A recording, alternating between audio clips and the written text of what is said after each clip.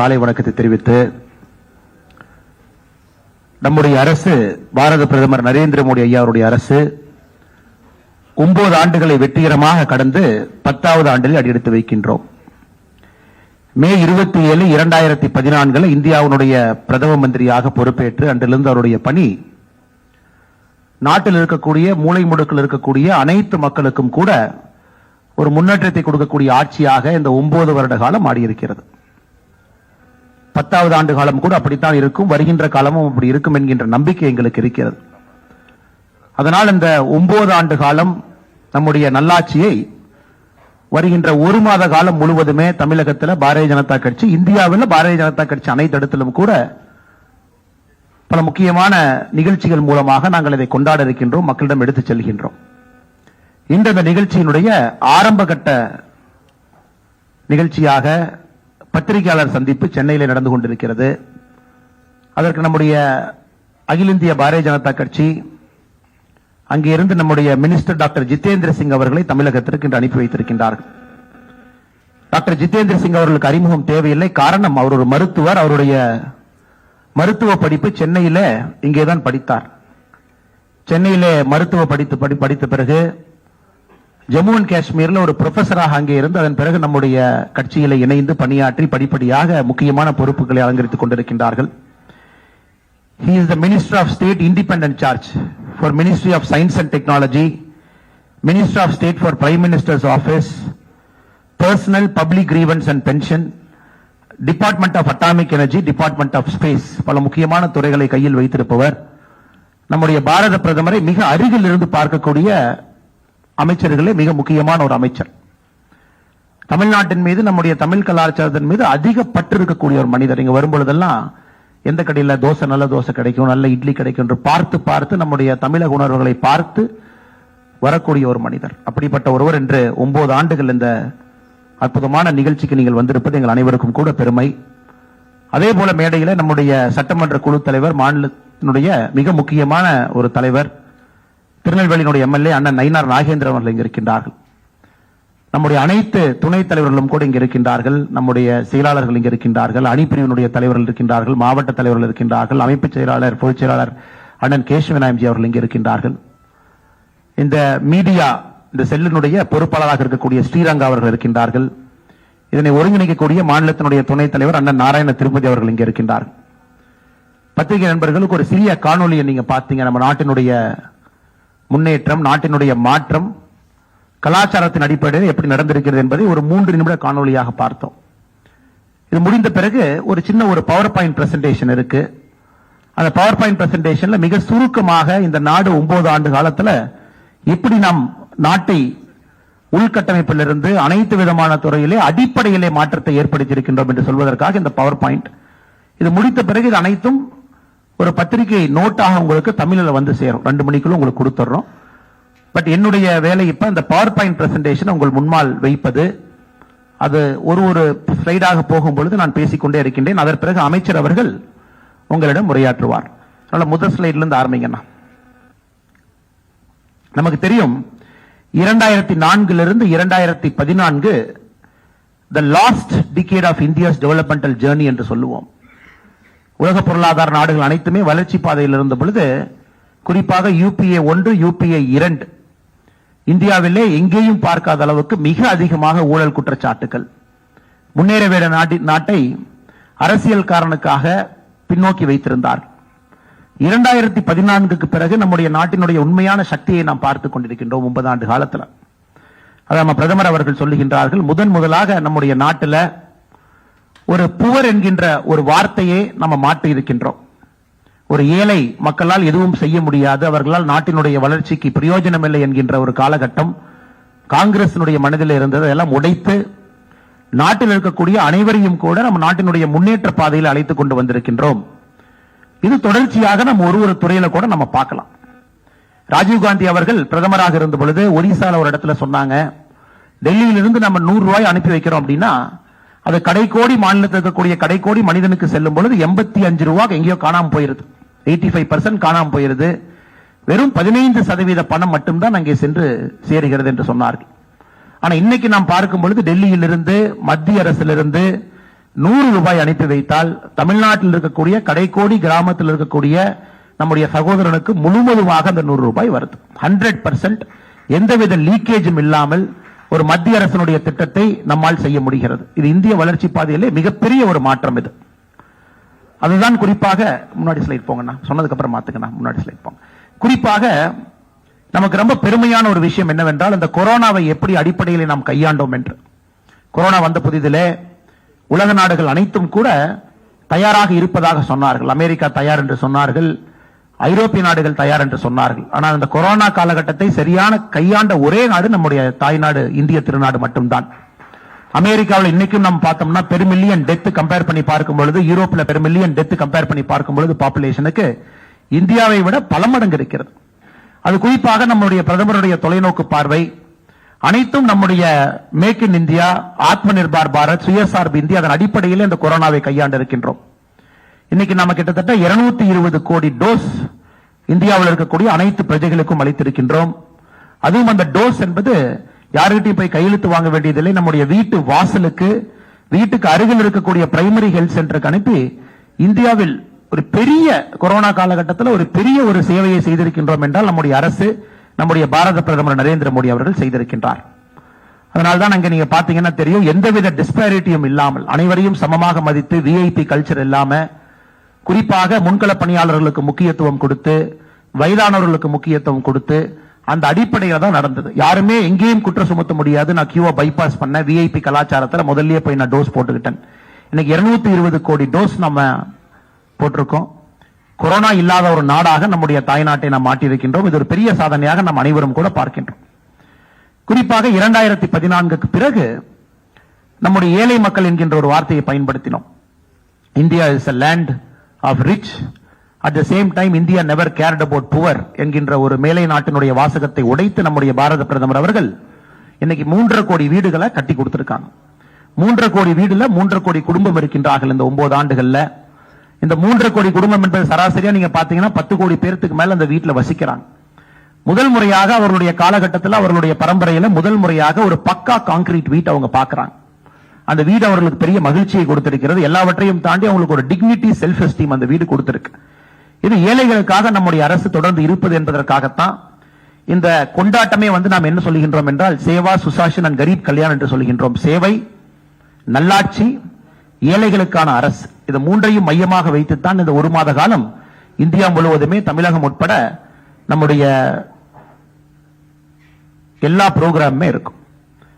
2014 பிரதமர் கண் முன்னால் வந்த மிகப்பெரிய சேலஞ்ச் அனைவருக்கும் சுகாதாரத்தை கொண்டு வர வேண்டும் என்று. ஸ்வச் பாரத் மிஷன் 1 அது முடிந்து இப்ப ஸ்வச் பாரத் மிஷன் 2 இருக்கும். சுதந்திரத்திற்கு பிறகு 1947 இருந்து 2014 வரை மொத்தமாக கட்டப்பட்ட டாய்லெட் என்பது 6.5 கோடி டாய்லெட், 6 கோடியே 54 லட்சம் டாய்லெட் கட்டியிருந்தாங்க. ஆனா 2014 இருந்து 9 ஆண்டுகள்ல 11 கோடியே 72 லட்சம் டாய்லெட் நம்ம கட்டியிருக்கோம். முதலாக அவர்களுக்கு அந்த கண்ணியம் கொடுத்திருக்கோம், டிக்னிட்டி கொடுத்திருக்கோம். இதற்கு முன்பு நம்ம பத்திரிகை நண்பர்கள் உங்க செய்தியிலேயே பார்ப்போம், ஊருக்கு ஒதுக்குப்புறத்திலே காலையிலே 4 மணிக்கு ஒதுங்கிய இளம்பெண்ணை கற்பழித்தார்கள் என்கின்ற நியூஸ் எல்லாம் 2010க்கு முன்னாடி பேப்பர்ல சாதாரணமா வரும். இன்னைக்கு அதை போன்று எதுவும் இல்லை என்றால் பிரதமர் அவர்கள் தொலைநோக்கு பார்வையிலே 11 கோடி 72 லட்சம் டாய்லெட் கட்டியிருக்காங்க. தமிழகத்தில் 55 லட்சம் கழிப்பறைகள் நாம் கட்டியிருக்கின்றோம். அதை நம்ம குறிப்பாக இன்று பார்க்கும் பொழுது சகோதரர்களே, 2014 இது ரொம்ப முக்கியமான ஒரு டேட்டா.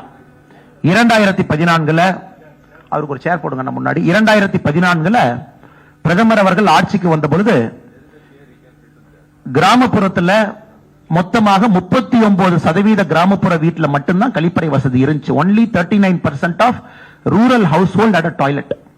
இன்னைக்கு அந்த டேட்டாவை நீங்க பார்க்கலாம். 9 ஆண்டுகள்ல அது 100 என்பதை நம்முடைய காலகட்டத்தில் பார்க்கிறோம். நம்முடைய காலகட்டத்தில் 100% என்பதை நம்ம அச்சீவ் பண்ணிருக்கோம்.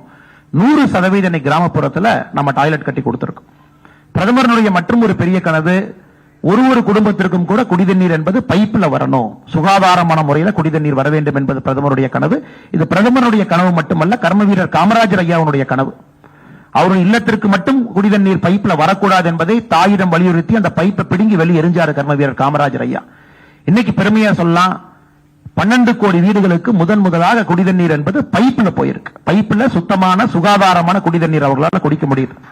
தமிழகத்தை பொறுத்த வரைக்கும் 63% தமிழகத்தில் இருக்கக்கூடிய இல்லங்களுக்கு குடிநீர் நீர் என்பது பைப்பில் நாம கொடுத்திருக்கோம். இது ஒரு மிக அற்புதமான ஒரு திட்டம். அனைத்து மக்களுக்கும் கூட பெரிய அளவுல மாற்றத்தை கொடுக்கக்கூடிய திட்டத்தை நாம் பார்த்து கொண்டிருக்கின்றோம். அடுத்து நம்ம பார்த்தோம் அப்படின்னா ஃப்ரீ கேஸ் கனெக்ஷன். இன்னைக்கு 9,60,00,000 பேருக்கு ஃப்ரீ கேஸ் கனெக்ஷன் நம்ம கொடுத்திருக்கோம். இவர்கள் அனைவருமே முதல் தலைமுறையில் முதலாக அவர்களுக்கு கேஸ் கனெக்ஷன் முதலாக கிடைக்குது.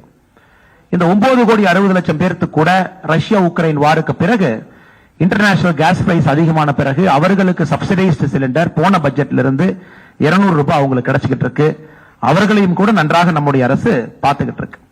அது மட்டும் இல்லை சகோதர சகோதரிகளே, இந்த 9 ஆண்டுகள்ல 4,14,00,000 போகஸ் எல்பிஜி கனெக்ஷன் நம்ம க்ளோஸ் பண்ணிருக்கோம்.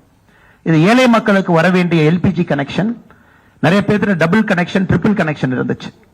9 ஆண்டுகள்ல 4,14,00,000 போகஸ் எல்பிஜி கனெக்ஷனை க்ளோஸ் பண்ணி முதலாக இந்த 9 கோடி மக்களுக்கு நம்ம எல்பிஜியை கொண்டு போய் வீட்டில் சேர்த்திருக்கோம். வருகின்ற காலம் பதில் சொல்லும். அவர்களுக்கு வரக்கூடிய நோய்கள், விறகடுப்பு சமையல் மூலமாக வரக்கூடிய நோய்கள் அனைத்தும் கூட அவர்களுக்கு விடுதலை கிடைத்திருக்கிறது.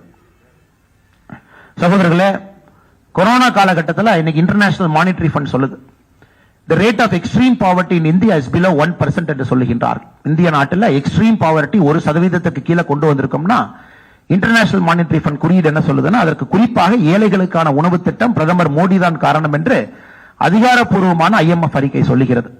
இன்னைக்கு 80 கோடி இந்தியர்களுக்கு கொரோனா ஆரம்பித்த பிப்ரவரியிலிருந்து இன்னைக்கு வரைக்கும் நாம் அவர்களுக்கு 5 கிலோ அரிசியல் கோதுமை, 1 கிலோ பருப்பு கொடுத்துக்கிட்டு இருக்கோம். இதை நாம் ஏழைகளுக்கான உணவு திட்டம் என்று சொல்லுகின்றோம். இது கொடுத்த பிறகு எல்லா இடத்தினுடைய நியூட்ரிஷன் ஸ்டேட்டஸ் அதிகமாக இருக்கு. கொரோனா காலகட்டத்தில் குறிப்பாக அடித்தட்டு மக்களுக்கு பிரச்சனை இருந்த பொழுது அதிலிருந்து நம்முடைய அரசு அவர்களை காப்பாற்ற இருக்கின்றோம். 5 லட்சம் ரூபாய் மருத்துவ காப்பீடு ஆயுஷ்மான் பாரத் பயன்படுத்தாத நபர்கள் இல்லை என்று சொல்லலாம். எல்லா இடத்திலையும் அதை பயன்படுத்துறோம். எல்லோருக்கும் அதன் மூலமாக ஒரு பெரிய மாற்றம் கிடைத்திருக்கிறது. நிறைய பிரைவேட் கவர்மெண்ட் ஹாஸ்பிட்டல்ஸ் எம்பேனல் ஆயிருக்கு. எல்லா இடத்திலும் கூட பயந்து கொண்டிருந்த மக்கள், ஐயோ நம்ம சேவிங்ஸ் இருந்து கொடுக்கணும், பேங்க் பேலன்ஸ் இருந்து கொடுக்கணும் என்கின்ற பயத்திலிருந்து போக்கி எந்த விதமான பிரச்சனை right up to cancer Ayushman பாரத்ல ட்ரீட் பண்ண முடியும் என்கிற அளவுக்கு இந்த 9 ஆண்டுகள்ல ஆயுஷ்மான் பாரத் என்பது மக்களுடைய மனதில் ஒரு இன்றியமையாத ஒரு திட்டமாக மாறி இருக்கிறது. சானிட்டரி பேட் குறிப்பாக பெண்களுக்கு நம்ம ஊர்ல தான் முதலாக சானிட்டரி பேட 1 ரூபாய்க்கு கொடுக்க முடியும் என்று கோயம்புத்தூர்காரர் ஆரம்பிச்சார். அவர் பேர்ல இப்ப படம் எல்லாம் இருக்கு. அதை பிரதமர் அவர்கள் இந்தியா முழுவதுமே கொண்டு போயிருக்கிறாங்க. சானிட்டரி பேட் என்பது 1 ரூபாய்க்கு கொடுக்க முடியும் என்கின்ற நம்பிக்கையில இன்னைக்கு குறிப்பாக பெண்களுக்கு அவர்களுடைய சுகாதாரத்திற்கு நம்முடைய அரசு கூட இருக்கு. 1 ரூபி சானிட்டரி பேடுக்கு நம்முடைய அரசு அதிகாரப்பூர்வமாக அதை இப்ப கொடுத்துக் கொண்டிருக்கின்றோம். பல பெண்களுக்கு இது பெரிய பயன் கிடைத்துக் கொண்டிருக்கிறது. இன்னைக்கு ஜெனரிக் மெடிசின் எந்த கடைக்கு போனாலும் கூட ஒரு இன்டர்நேஷனல் பிராண்டட் மெடிசின் அதே வருது. ஆனா நம்முடைய ஜன் அஷோதி கேந்திரா அந்த மருத்துவ கடைக்கு, மருந்து கடைக்கு போறோம். தமிழ்நாட்டில் கிட்டத்தட்ட 900 கடைகள் இருக்கு. இந்திய அளவில் 9,300க்கு மேல கடைகள் இருக்கு. 60%இலிருந்து 80% குறைவாக அதே மருந்து நம்முடைய ஜன் அஷோதி கேந்திரால கிடைக்குது. இதுல பெனிஃபிஷியரி யாருன்னா, கண்டினியூஸா மாசம் ரொட்டீனா மாத்திரை சாப்பிடணும், வயதான பிறகு என்னுடைய பென்ஷன்ல நான் மாத்திரை வாங்கணும், மருந்து வாங்கணும் இருக்கக்கூடிய பெரியவர்களுக்கு இதுல மிகப்பெரிய ஒரு வரப்பிரசாதமாக நம்முடைய ஜன் அஷோதி கேந்திரா இருக்கு. சென்னை உட்பட அனைத்து இடத்திலும் கூட அது பெரிய பெனிஃபிட். குறிப்பாக யூரியா, 2014க்கு முன்பு யூரியா தட்டுப்பாடு என்கின்ற வார்த்தையை நம்ம பார்த்திருக்கோம். இன்னைக்கு கடந்த 9 வருட காலமாக எங்கேயும் கூட யூரியா தட்டுப்பாடு என்கின்ற வார்த்தையை நம்ம பார்க்கல. 2 லட்சம் கோடி ரூபாய்க்கு மேல யூரியா சப்சிடி நம்ம கொடுக்கிறோம், டிஏபி சப்சிடி கொடுக்கிறோம். ரஷ்யா உக்ரைன் போர் அது ஆரம்பித்த பிறகு யூரியாவுடைய விலை 140% உயர்ந்திருக்கிறது. அந்த எல்லா இம்பாக்டையும் மத்திய அரசு ஏற்றுக்கொண்டு நம்முடைய விவசாயிகளுக்கு எந்தவித விலையேற்றம் இல்லாமல் நாம 2 லட்சம் கோடி ரூபாய் சப்சிடி கொடுத்து யூரியாவை கொடுத்துட்டு இருக்கோம். அது மட்டும் இல்ல, இன்னைக்கு 6,000 கோடி ரூபாய் PM கிசான் சம்மான் நிதியில 3 முறை 2000 2000 2000 3 முறை நம்ம கொடுக்கிறோம். தமிழகத்தில் கிட்டத்தட்ட 36 லட்சம் விவசாயிகளுக்கு மேல பயன்படுறாங்க. இந்தியாவில் 11 கோடி விவசாயிகள் பயன்படுறாங்க. இது விதையிலிருந்து அனைத்துக்கும் கூட நம்முடைய மத்திய அரசு அவங்க கூட நம்ம நிக்கிறோம். இதை தாண்டி நாம் பார்க்கும் பொழுது நம்முடையது அப்பீஸ்மெண்ட் பாலிடிக்ஸ் இல்ல, இது ட்ரூ சோஷியல் ஜஸ்டிஸ். ஒரு நிஜமாலுமே ஒருத்தர் சோஷியல் ஜஸ்டிஸ் சாம்பியன் அப்படின்னு நம்ம சொல்றோம். தமிழ்நாட்டை பொறுத்தவரை இது சோஷியல் ஜஸ்டிஸ் மண், சமநீதி சமூக நீதி மண் என்று நாம் அனைவரும் பெருமையாக மார்த்தட்டிக் கொள்கின்றோம். இன்னைக்கு இந்திய அளவில் ஒரு தலைவரை சமநீதி சமூக நீதிக்கு போராடியவர் நம்ம சொன்னா அந்த பெயர் நம்முடைய பாரத பிரதமர் நரேந்திர மோடி அவர்களுக்கு மட்டும்தான் செல்ல வேண்டும். அப்பீஸ்மெண்ட் பாலிடிக்ஸ் இருந்த நாட்டை இன்னைக்கு வந்து சமநீதி சமூக நீதி கொண்டு வந்திருக்காங்க. ரிசர்வேஷன்ல வந்து புதிய புதிய கம்யூனிட்டியை நம்ம ஆட் பண்ணிருக்கோம். குறிப்பாக ஓபிசி கமிஷனுக்கு கான்ஸ்டிடியூஷனல் ஸ்டேட்டஸ் நம்ம கொடுத்திருக்கோம்.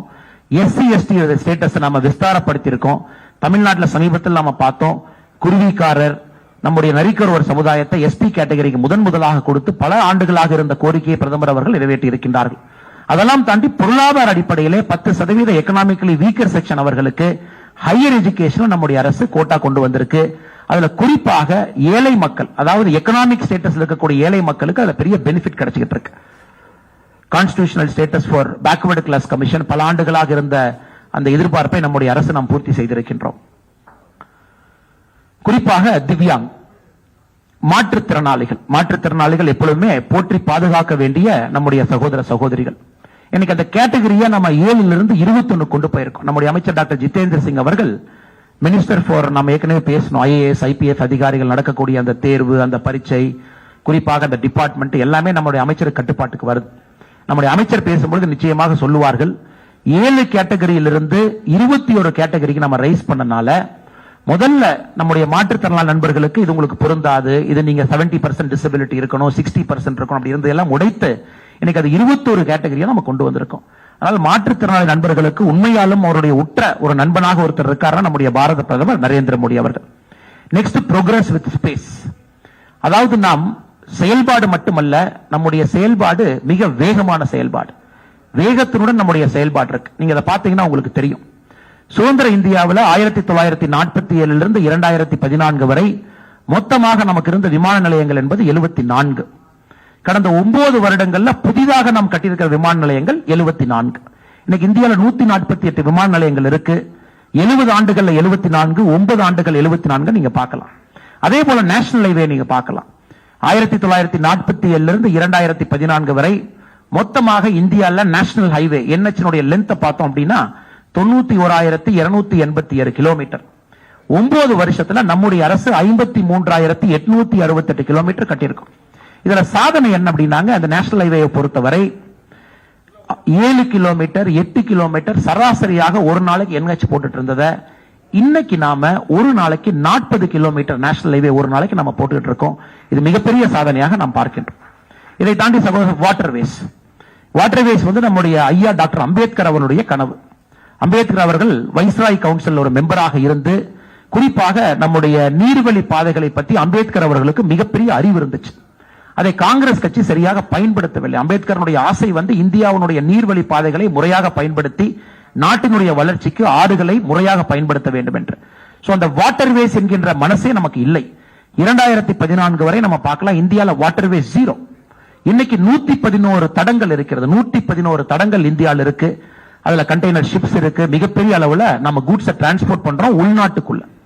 அதை தாண்டி வேர்ல்டு கிளாஸ் ட்ரெயின் நம்ம எல்லாருக்கும் கூட பெரிய கனவு, இந்தியாவுக்குள்ள வேர்ல்டு கிளாஸ் ட்ரெயின் நமக்கு வரணும், அதுவும் அஃபோர்டபிள் காஸ்ட் வரணும். நேற்று நம்முடைய முதலமைச்சர் அவர்கள் புல்லட் ட்ரெயின் ஜப்பான் போயிருக்காங்க. ஆனா புல்லட் ட்ரெயின் ஜப்பான்ல ஒரு சாதாரண மனிதன் போக முடியாது. முதலமைச்சர் அவர்கள் அந்த புல்லட் ட்ரெயினுடைய டிக்கெட் ரேட்டை போடல. ஏன்னா நிறைய பேர் புல்லட் ட்ரெயின்ல போயிருக்கோம், ஜெர்மனியில் நாம எல்லாம் போயிருக்கோம். அந்த டிக்கெட் ட்ரெயின் என்பது, அந்த டிக்கெட்டை பாத்தீங்கன்னா அது ஒரு சாதாரண மனிதன் அஃபோர்ட் பண்ணக்கூடிய டிக்கெட் இல்ல. இந்தியாவில் புல்லட் ட்ரெயின் நாளை காலைல கொண்டு வரலாம், அஃபோர்டபிலிட்டி கெப்பாசிட்டி நமக்கு இருக்கணும். ஆனா இன்னைக்கு வந்தே பாரத் எக்ஸ்பிரஸ் வந்து அஃபோர்டபிள் கெப்பாசிட்டி, ஒரு சாதாரண ஏழை குடும்பத்துல சாதாரண நடுத்தர மக்கள் இன்னைக்கு வந்தே பாரத் வந்து 4 months advance booking. Coimbatore to Chennai அடுத்த 4 மாதங்களுக்கு டிக்கெட் இல்ல, அட்வான்ஸ் புக்கிங்ல போயிட்டு இருக்கு. வந்தே பாரத் ஏறி பார்க்கணும், போய் பார்க்கணும், எக்ஸ்பீரியன்ஸ் பண்ணணும், அந்த 360 டிகிரி ரொட்டேட்டிங் சேரை பார்க்கணும், அந்த விஸ்தா டோம பார்க்கணும். அப்படிங்கிற அளவுக்கு வந்தே பாரத் என்பது மக்களுடைய மனதில் போயிருக்கு. 2014 வரை நம்ம ட்ரெயின்ல எந்த விதமான முன்னேற்றமும் பண்ணல. ஆனா இன்னைக்கு 9 வருஷத்துல 20 வந்தே பாரத் ட்ரெயின்ஸ் எக்ஸ்பிரஸ் நாம் உருவாக்கி இருக்கோம். பிரதமருக்கு முக்கியமாக நன்றி சொல்ல வேண்டும். எல்லா மாநிலத்துக்கும் ஒரு வந்தே பாரத் இல்ல. தமிழகத்தை பொறுத்தவரை கோயம்புத்தூர் சென்னை இரண்டுக்கும் ஒரு வந்தே பாரத், மைசூர் பெங்களூர்ல இருந்து சென்னைக்கு வரக்கூடிய இன்டர்ஸ்டேட் வந்தே பாரத் ஒன்று 2 வந்தே பாரத் பிரதமர் அவர்கள் தமிழக மக்கள் கொடுத்திருக்கின்றார்கள். இந்த நேரத்தில் நாம் அனைவரும் பிரதமருக்கு நன்றி சொல்வதற்கு நாம் கடமைப்பட்டிருக்கின்றோம். சகோதரர்களே, அடுத்து மெட்ரோ என்பதுதான் ஒரு சிட்டியினுடைய கன்ஜெக்ஷனை குறைக்கும்.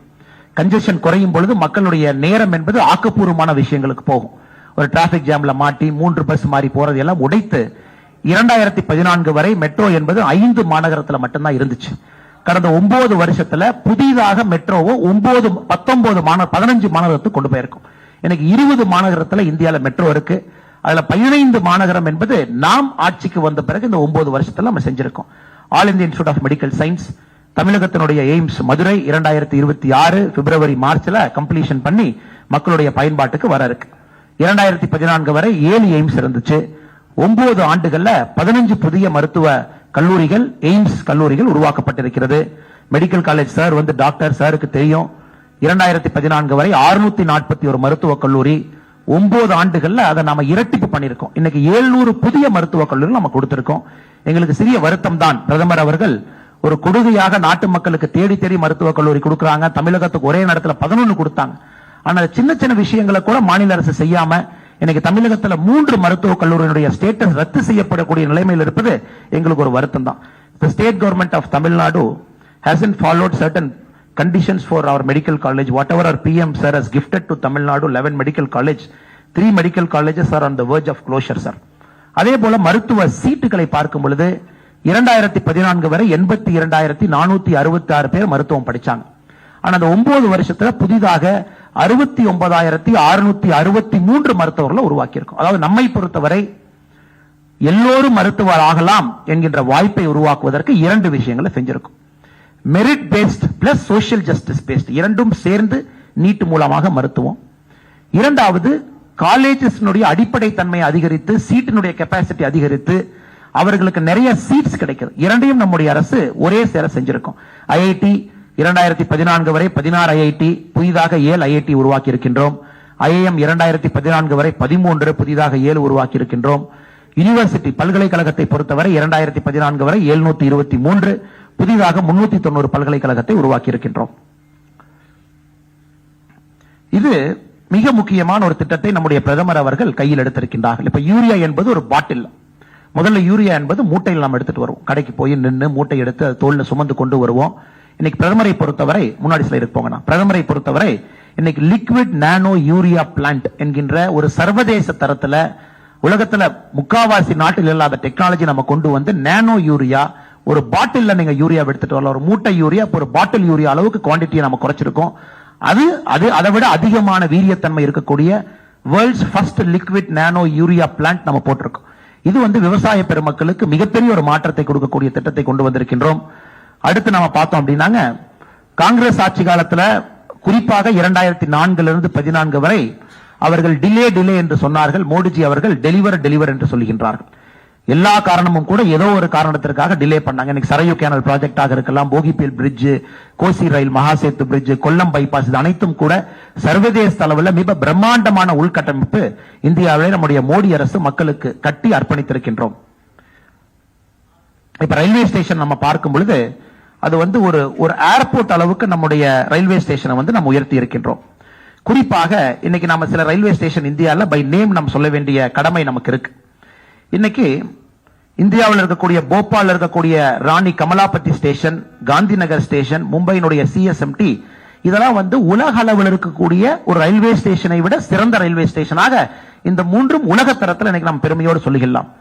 அதே போல அகமதாபாத்தில் இருக்கக்கூடிய சபர்மதி ரயில்வே ஸ்டேஷனுக்குள்ள ஒரு மல்டி மாடல் ஹப்பாக ஒரே ரயில்வே ஸ்டேஷனுக்குள்ள ரயில்வே ட்ரெயின் வரும், மெட்ரோ வரும், வரக்கூடிய அகமதாபாத் மும்பை புல்லட் ட்ரெயின் வரும். நாம் எல்லாமே நோடல் சென்டராக ரயில்வே ஸ்டேஷனுடைய கனவு காண்கின்றோம். ஒரு ரயில்வே ஸ்டேஷன்ல எல்லா மாடல் டிரான்ஸ்போர்ட் வந்து மெர்ஜ் ஆகணும். Gandhi Nagar railway ஸ்டேஷனுக்குள்ள 5 star hotel இருக்கு. மக்கள் ரயில்வே ஸ்டேஷனுக்குள்ள உலகத்தரம் வாய்ந்த ஒரு 5 ஸ்டார் ஹோட்டல். தமிழ்நாட்டிற்கும் கூட ரயில்வே ஸ்டேஷனை துரிதப்படுத்தக்கூடிய அடுத்த கட்டத்துக்கு எடுத்து சென்ற பணிகள் இப்போது ஆரம்பித்திருக்கின்றோம். அதுவும் வேகமாக செல்லும். நிச்சயமாக வரக்கூடிய காலத்துல நாமும் அடுத்த வருஷம் பிரஸ் மீட் நடக்கும் பொழுது பெருமையாக சொல்லுவோம், தமிழகத்திலும் கூட இந்த ரயில்வே ஸ்டேஷன் உலக தரத்துக்கு நாம் உயர்த்தி இருக்கின்றோம் என்று. அதே போல காஷ்மீர் வந்து நம்ம ஐயாவுடைய பிறந்த ஊர். அங்கே அவர்கள் பேராசிரியாக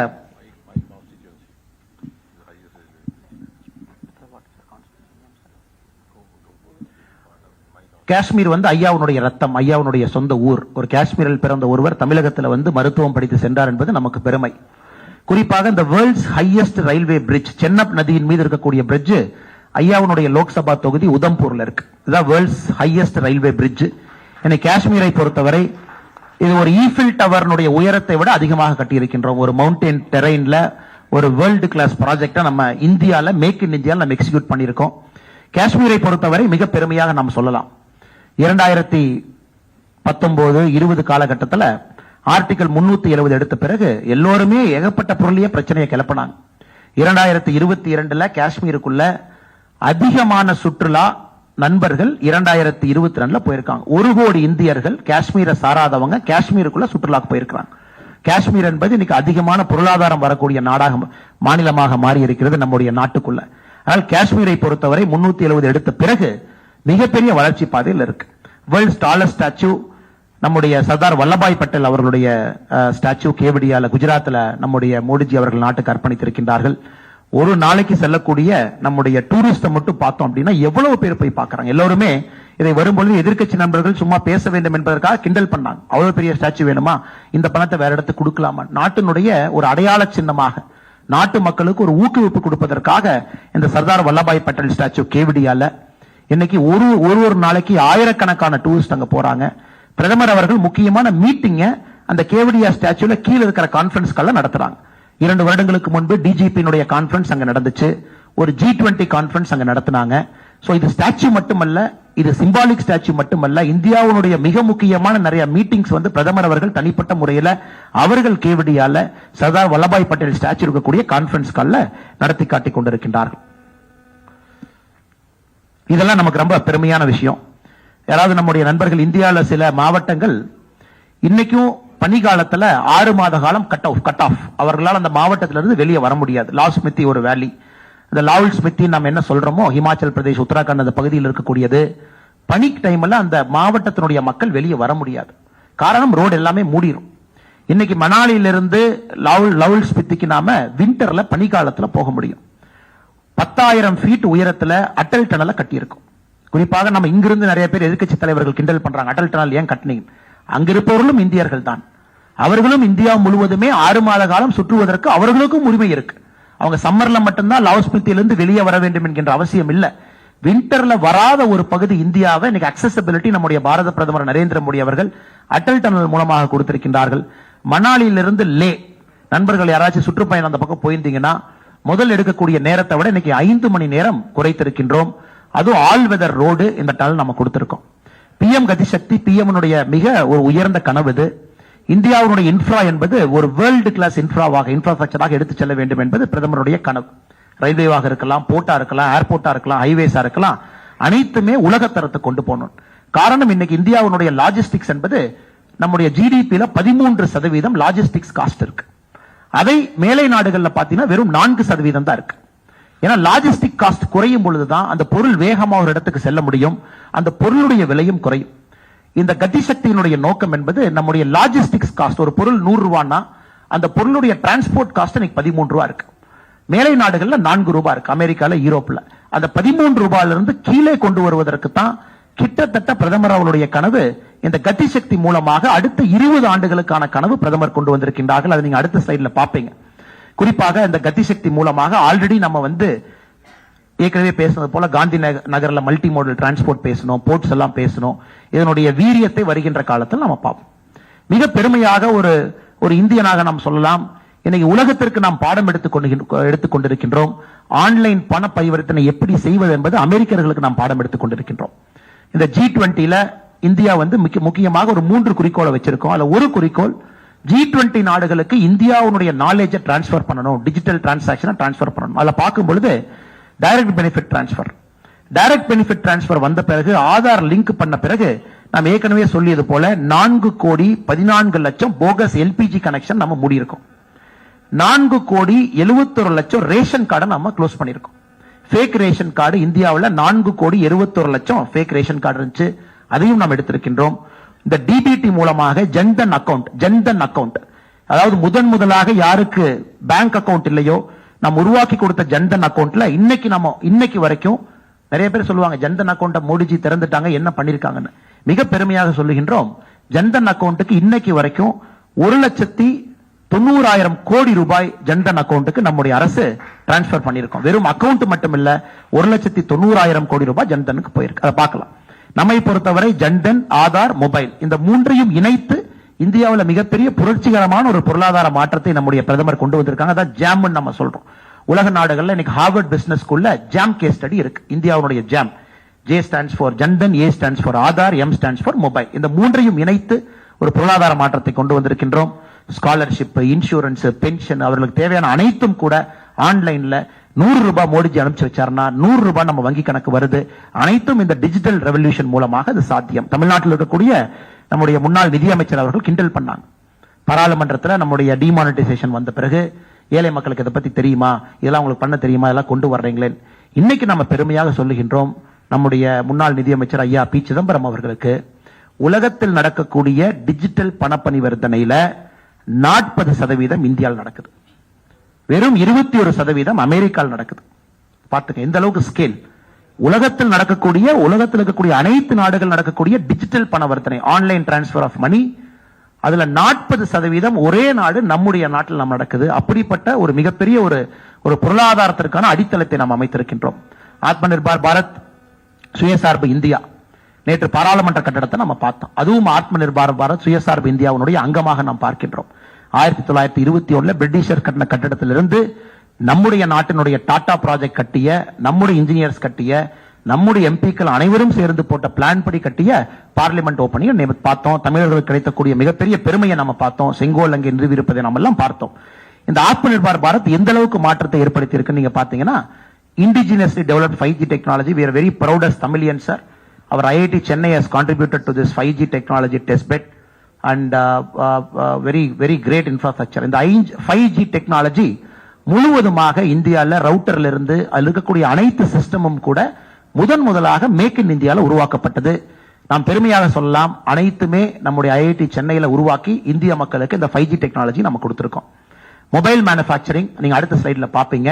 இன்னைக்கு இந்தியா உலகத்துல 2வது பெரிய மொபைல் தயாரிப்பு நாடாக மாறி இருக்கின்றோம். முதல்ல 12வது இருந்தோம் 2014. இன்னைக்கு இன்டர்நெட் என்பது 2014க்கு முன்னாடி இன்டர்நெட் எங்க இருந்துச்சு? இன்னைக்கு நம்ம ஃப்ரீயா ஐபிஎல் மேட்ச ஹெச்டி குவாலிட்டியில எந்தவித பணமும் கொடுக்காமல் பார்க்கிற அளவுக்கு இந்தியால மொபைல் போன் டெக்னாலஜி இன்டர்நெட்டோட வந்திருக்கு. டிஜிட்டல் டிரான்சாக்சன்ல சிறு குறு பரிவர்த்தனை செய்யக்கூடிய நண்பர்களுக்கு நல்ல ஒரு பெரிய ஒரு ஆனந்தமான ஒரு முன்னேற்றம் ஏற்பட்டிருக்கிறது. இதே Atma Nirbhar Bharat record export of goods 761 கோடி ரூபாய்க்கு, 768 பில்லியன் டாலர் ரூபாய்க்கு மேல நம்முடைய கூட்ஸ் அண்ட் சர்வீசஸ் எக்ஸ்போர்ட்ஸ் நம்ம பண்ணியிருக்கோம். நம்முடைய கூட்ஸ் எக்ஸ்போர்ட்ஸ் 500 கோடி ரூபாய் நம்ம தொட்டுக்கிட்டு இருக்கோம். இதெல்லாம் முதலாக சரித்திரம். பூமிங் எக்கானமி, ஃப்ரெஜைல் 5 என்று சொன்னார்கள். 2014 இந்தியாவை பொறுத்தவரை பிரிக்ஸ் நேஷன் ஃப்ரெஜைல் 5 எப்ப வேணாலும் உடையும் சொன்னாங்க. ஆனா இன்னைக்கு 2023 அமெரிக்கனோட அதிபர் பிடன் அவர்கள் ரூம்குள்ள வர்றாங்கன்னா எங்க மோடி கல்யாணத்துல போய் நம்ம சொந்தக்காரங்களை தொலாவற மாதிரி இன்னைக்கு பிடன் அவர்கள் நம்முடைய மோடிஜியை தொலாவறாங்க. பாப்பா நியூகினியா போன்ற நாடுகள்லாம் சைனாவுடைய ஆதிக்கத்தில் இருந்துச்சு. இன்னைக்கு அங்க மோடிஜி போனாருன்னா அந்த நாட்டினுடைய பிரதமர் அவர்கள் மோடிஜியினுடைய ஆசீர்வாதத்தை பெற வேண்டும் என்று நினைக்கின்றார்கள். இது அனைத்துமே நம்முடைய பூமிங் எக்கானமி கிடைத்திருக்கக்கூடிய ஒரு பெரிய பரிசாக. 7% மேல நம்முடைய வளர்ச்சி இருக்கு. எம்ப்ளாய்மெண்ட் ஆப்பர்ச்சுனிட்டி, அனைவருக்கும் நாம வேலை வாய்ப்பை உருவாக்கி இருக்கின்றோம். ஸ்கில்லிங் இந்தியாவிலிருந்து, ஸ்டார்ட் அப் இந்தியாவிலிருந்து, ஸ்டாண்ட் அப் இந்தியாவிலிருந்து, அட்டல் டிங்கரிங் லேப்ல வரக்கூடிய இன்னோவேஷன்ல இருந்து எல்லா இடத்திலும் கூட எம்ப்ளாய்மெண்ட் ஆப்பர்ச்சுனிட்டியை பெரிய அளவில் உருவாக்கி இருக்கின்றோம். நீங்க பார்க்கலாம், குளோபல் இன்னோவேஷன் இண்டெக்ஸ் 2014 85வது இடத்திலிருந்து 46க்கு முன்னேறி இருக்கின்றோம். யூனிகார்ன்ஸ் $1 பில்லியன் வேல்யூவேஷன் இருக்கக்கூடிய நிறுவனம் இந்தியாவில் 4 இருந்துச்சு 2014. இன்னைக்கு 2022 இன்னைக்கு தேதியில 107 இருக்கு. வேர்ல்டு எக்கனாமி ரேங்க் 2013-14 11வது இருந்தோம். இன்னைக்கு இந்தியா 5வது பெரிய பொருளாதார நாடாக மாறி இருக்கின்றோம். இன்னும் 3 வருஷத்துல ஜப்பான் ஜெர்மனியை ஓவர்டேக் பண்ணோம்னா 2027 வரும்போது 3வது பெரிய பொருளாதார நாடாக மாறுவோம். Ease of doing business rank. Ease of doing பிசினஸ்ல மிக முக்கியம் என்பது கரப்ஷன். தமிழகத்திற்கும் நம்முடைய கரப்ஷனுக்கும் ஒரு ஆழ்ந்த ஒரு பந்தம் இருக்கு, நமக்கு தெரியும். 2014 142வது ரேங்க்ல நம்முடைய நாடு இருந்துச்சு. இன்னைக்கு 63வது ரேங்க்கு நம்ம முன்னேறி இருக்கோம். மொபைல் மேனுஃபேக்சரிங் ஏற்கனவே சொன்னது போல 12வது நாம் இருந்தோம். இன்னைக்கு இந்தியா என்பது சைனாக்கு அப்புறம் 2வது பெரிய நாடாக மொபைல் மேனுஃபேக்சரிங். தமிழகத்திற்கும் அந்த ப்ரொடக்ஷன் லிங்க்ட் இன்சென்டிவ் ஸ்கீம்ல மிகப்பெரிய நமக்கு ஒரு வரப்பிரசாதம். ஃபாக்ஸ்கான் வந்தவுடன் ஆயிரக்கணக்கான வேலை வாய்ப்புகள் தமிழ்நாட்டுக்குள்ள உருவாக இருக்கிறது. ஆட்டோமொபைல் 2014 7வது பெரிய நாடாக இருந்தோம். இன்று 3வது பெரிய நாடாக இருக்கின்றோம் ஆட்டோமொபைல் உற்பத்தியை பொறுத்தவரை. நம்ம ஏற்கனவே பேசியிருக்கோம். இன்னைக்கு யூனிகார்ன் 107 கம்பெனிஸ் $1 பில்லியன் வேல்யூவேஷனுக்கு மேல. ஆனா அதே நேரத்தில் இன்னொரு பெருமைப்படக்கூடிய விஷயம், சின்ன ஸ்டார்ட் அப் இன்னைக்கு 1 லட்சத்துக்கு மேல இருக்கு. இவரெல்லாம் 5 வருஷம் கழிச்சு பெரிய பெரிய நிறுவனமா மாறுவாங்க, 20 வருஷம் கழிச்சு பெரிய நிறுவனமா மாறுவாங்க. இதை பார்க்கும் பொழுது நமக்கு தெரியும். 4 40 ஆண்டுகள் கழித்து 4 டிகேடு கழித்து புதிய கல்விக் கொள்கை கொண்டு வந்திருக்கோம். இதுல மிக முக்கியமாக இந்த கல்விக் கொள்கையில தாய்மொழியை மையப்படுத்தி 6ஆம் கிளாஸ் வரைக்கும் நீங்க படிக்கணும், 5ஆம் கிளாஸ் வரைக்கும் படிக்கணும், அதுக்கப்புறம் 3 வருஷம் நீங்க எக்ஸ்டெண்ட் பண்ணிக்கலாம் தேவைப்பட்டா 8ஆம் கிளாஸ் வரைக்கும். முதலாக நம்முடைய அரசு மருத்துவ கல்லூரி மருத்துவ படிப்பு இருக்கலாம், இன்ஜினியரிங் படிப்பு இருக்கலாம், அதுவும் தமிழ்ல படிக்கணும்னு அமித்ஷாஜி அவர்கள் பிரதமர் அவர்கள் வலியுறுத்துறாங்க. தமிழ்நாட்டில் சோகமான நிலைமை என்னன்னா இன்ஜினியரிங் கல்வி எதெல்லாம் தமிழ்ல இருந்துச்சோ அதையெல்லாம் மூடிட்டாங்க. ஏங்க மூடினீங்கன்னு கேட்டீங்கன்னா எனக்கு தெரியாம மூடிட்டாங்க சாரி அப்படிங்கிறாங்க. இதெல்லாம் தமிழ்நாட்டினுடைய அரசனுடைய அவலத்தை பார்த்துக் கொண்டிருக்கின்றோம். இந்தியா முழுவதுமே தாய்மொழிக்கு குறிப்பாக நம்முடைய தமிழ் மொழிக்கு பிரதமர் கொடுக்கக்கூடிய மரியாதையை தொடர்ந்து பார்த்துக் கொண்டிருக்கின்றோம். ஆனா தமிழ்நாட்டில் புதிய கல்விக் கொள்கையை இப்ப இருக்கக்கூடிய அரசு ஏற்றுக்கொள்ளவில்லை என்பது இங்க இருக்கக்கூடிய 8 கோடி தமிழர்களுக்கும் ஒரு பெரிய வருத்தம் தான். அதே போல எம்ப்ளாய்மெண்ட் ஆப்பர்ச்சுனிட்டி நம்ம பார்க்கிறோம், ஸ்கில்லிங் எல்லா இடத்துலயும் பாத்தீங்கன்னா பயிற்சி முகாம் அடிப்படையில் கோடிக்கணக்கான மக்களுக்கு அது புதிய வாய்ப்பு. ஸ்போர்ட்ஸ் முதலாக விளையாட்டு என்பது சென்டர் ஆஃப் அவர் லைஃப். விளையாட்டிலே ஜொலிக்கின்றோம். ஒலிம்பிக்ல Khelo India Games, honourable prime minister has awarded Khelo India Games to Tamil Nadu for 2023. அனைத்து தமிழர்களும் மிக பெருமையாக பார்க்கின்றோம். கேலோ இந்தியா கேம்ஸ் தமிழகம் இந்த 2023 நடத்தும். அதே போல அதை பார்க்கும் பொழுது நம்முடைய கலாச்சாரத்தை பிரதமர் அவர்கள் மீட்டெடுத்திருக்கின்றார்கள். அது புத்தர் வாழ்ந்த இருந்த போதித்த இடத்தை புத் சர்க்கியூட்டா பிரதமர் அவர்கள் கொண்டு வந்திருக்கின்றார்கள். அது குறிப்பாக பீகார், உத்தரப்பிரதேஷ், ஒரிசா அந்த பகுதி அனைத்துமே புத் சர்க்கியூட்டா மாறி இருக்கு. மத்திய பிரதேசனுடைய மகாகால் காரிடார், உஜ்ஜைன் காலபைரவர் அதனுடைய மாற்றம், சோமநாதர் ஆலயத்தினுடைய மாற்றம், கேதார்நாத் தாம் பிரதமர் அவர்கள் கொண்டு வந்திருக்கக்கூடிய மாற்றம், கர்த்தாப்பூர் சாஹிப் காரிடார் நமக்கு தெரியும் பாகிஸ்தான் அந்த பார்டர்ல இருக்கக்கூடியது, அதையும் கூட சிறப்பாக நாம் செய்து காட்டியிருக்கின்றோம். காசி தமிழ் சங்கத்தில் நம்ம பார்த்தோம். காசி தமிழ் சங்கம் காசி போன பிறகு எப்படிப்பட்ட மாற்றம் பந்தம் இருக்குன்னு. இதுக்கப்புறம் ராம் மந்திர் தயாராக இருக்கிறது கும்பாபிஷேகத்திற்கு. அதுவும் கூட இந்தியாவுடைய பிரதான கலாச்சாரத்தை மக்களுக்கு வெளிப்படுத்தக்கூடியதாக இருக்கும். நார்த் ஈஸ்டை பொறுத்தவரை புதிய சாலைகளாக இருக்கட்டும், விமான நிலையமாக இருக்கட்டும், பிரிட்ஜஸா இருக்கட்டும், அதுவும் ஒரு பெரிய மாற்றம் நார்த் ஈஸ்ட் கொடுத்திருக்கோம். பிரதமர் தான் நார்த் ஈஸ்ட் முதல்ல அஷ்டலட்சுமிங்கிற பேர்ல சொன்னாங்க. நார்த் ஈஸ்ட் பொறுத்த வரைக்கும் இந்திய நாட்டினுடைய அஷ்டலட்சுமி. அது கலாச்சாரத்தை நாம் ஆழப்படுத்தி இருக்கின்றோம். வடகிழக்கு மாநிலங்களை பொறுத்தவரை குறிப்பாக சுற்றுச்சூழலை பொறுத்தவரை நம்முடைய பிரதமர் மிக ஆழ்ந்த சுற்றுச்சூழல் மீது ஒரு நட்பு இருக்கக்கூடிய ஒரு மனிதர். நம்ம பார்க்க ரெனியூவல் எனர்ஜிக்கு அவர் கொடுத்திருக்கக்கூடிய புஷ் இன்டர்நேஷனல் சோலார் அலையன்ஸ் நாம் அதை முன்னெடுத்து சென்றிருக்கின்றோம். நாம் தான் சோலார் அலையன்ஸ் தலைவராக இருக்கோம். இந்தியா முழுவதுமே ரெனியூவல் எனர்ஜி கொடுத்திருக்கக்கூடிய புஷ் இருக்கலாம். அதுக்கப்புறம் COP26ல பிரதமர் அவர்கள் முதலாக லைஃப் அப்படிங்கறத அறிமுகப்படுத்தி லைஃப் ஸ்டைல் ஃபார் என்விரான்மெண்ட் இன்னைக்கு உலகம் முழுவதுமே பேசியிருக்கோம். நமாமி கங்கா சுத்தப்படுத்தியிருக்கோம், சீத்தாவை கொண்டு வந்திருக்கோம். பிரதமர் அவர்கள் சமீபத்தில் தமிழ்நாட்டில் he has seen Bommi, our two very eminent Tamilians who elephant caregivers whose film got an Oscar this year. We are very grateful. The Honorable Prime Minister made a visit and visited them. நம்முடைய பாதுகாப்பை பொறுத்தவரை உலகத்தில் மிக உறுதியான பாதுகாப்பான நாடுனா Israel, India. அந்த அளவுக்கு நம்ம கொண்டு வந்திருக்கோம். அந்த பிரஜைகளுக்கு இந்திய அரசு யாரையும் விட்டுக் கொடுக்காது என்கின்ற அளவுக்கு மிக பெருமையாக, கொஞ்சம் முன்னாடி போங்கன்னா மிக பெருமையாக எங்களால் சொல்ல முடியும். சர்ஜிக்கல் ஏர் ஸ்ட்ரைக் யாராக இருந்தாலும் கூட சுதந்திர இந்திய நாட்டிற்கு பிறகு தவறு செய்வர்களை நம்ம போறோம். 370 எடுத்திருக்கோம். அடுத்து நீங்க அடுத்த சைடு வாங்க. டிஃபென்ஸ் ப்ரொடக்ஷன் 1 லட்சம் கோடி ரூபாய்க்கு மேல உள்நாட்டில் ராணுவ தளவாட உற்பத்தி, கட்டிங் எட்ஜ் எக்யூப்மெண்ட் வந்திருக்கு. பார்டர் ரோட்ஸ் அண்ட் பிரிட்ஜஸ் நம்ம வலிமைப்படுத்தி இருக்கின்றோம். மிக முக்கியம் இது. சிரியால இருந்து Libya, Yemen, Sudan, Nepal, Afghanistan இதுல எல்லாம் இந்த வார் பிரதேசத்துல யாரெல்லாம் மாட்டிக்கிட்டாங்களோ 20,000 இந்தியர்களுக்கு மேல பத்திரமா கொண்டு வந்திருக்கோம். We're extremely happy, sir. Many of our Tamil students who were struck in Ukraine, every single person without a scratch, the Honorable Prime Minister has brought them back to Tamil Nadu. We are eternally grateful for that, sir. அதே போல 2,97,00,000 இந்தியர்களை corona காலகட்டத்தில் வந்தே பாரத் பிளைட்ல கொண்டு வந்தோம். எல்லாமே அங்கங்க மாட்டிட்டு இருந்த பொழுது சிறப்பு விமானங்களை பண்ணி 2,97,00,000 பேர் வெளிநாட்டில் இருந்தவங்களை கொண்டு வந்திருக்கோம். மிக பெருமையாக நம்முடைய பத்திரிகையாளர் நண்பர்கள் முன்னால் வைக்கின்றோம். நான் பேசுறேன், பட் கொஞ்சம் பேசுறேன். So wherever I get stuck, Annamalai can step in.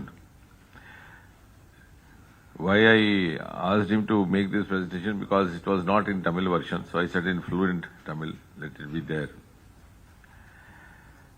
See, for the media friends and for all of us, the party men, because now we have to go to the different parts of Tamil Nadu, also educate our karyakartas over there, about 9 years. The best way to make people realize what is the difference is to ask them to compare it with what it was before 9 years, before 2014. See, if you see a person, you say you have grown weak. As a doctor, I say you have grown weak. I would say that only if I have seen him when he was not weak. If I am seeing him for the first time and he is like that, I will not be able to make out. So many of us, including the Karyakartas who have seen what it was like 2014, can go and educate people. Meanwhile, in 9 years, a new generation has come. They have not seen what it was before 2014. And every year we are also getting lakhs of new voters, 18 plus. They have grown up only in these 9 years, where Modi ji gave us a golden era. And they would believe that this is the time India always had. But somebody has to tell them, and they had to be cautioned that before 2014, it was something different. And as responsible young citizens, they have to guard against the earlier times happening again. What the earlier governments were doing, whether Congress or the alliance governments. So if you do the comparison from what you saw in the presentation, you saw the figures.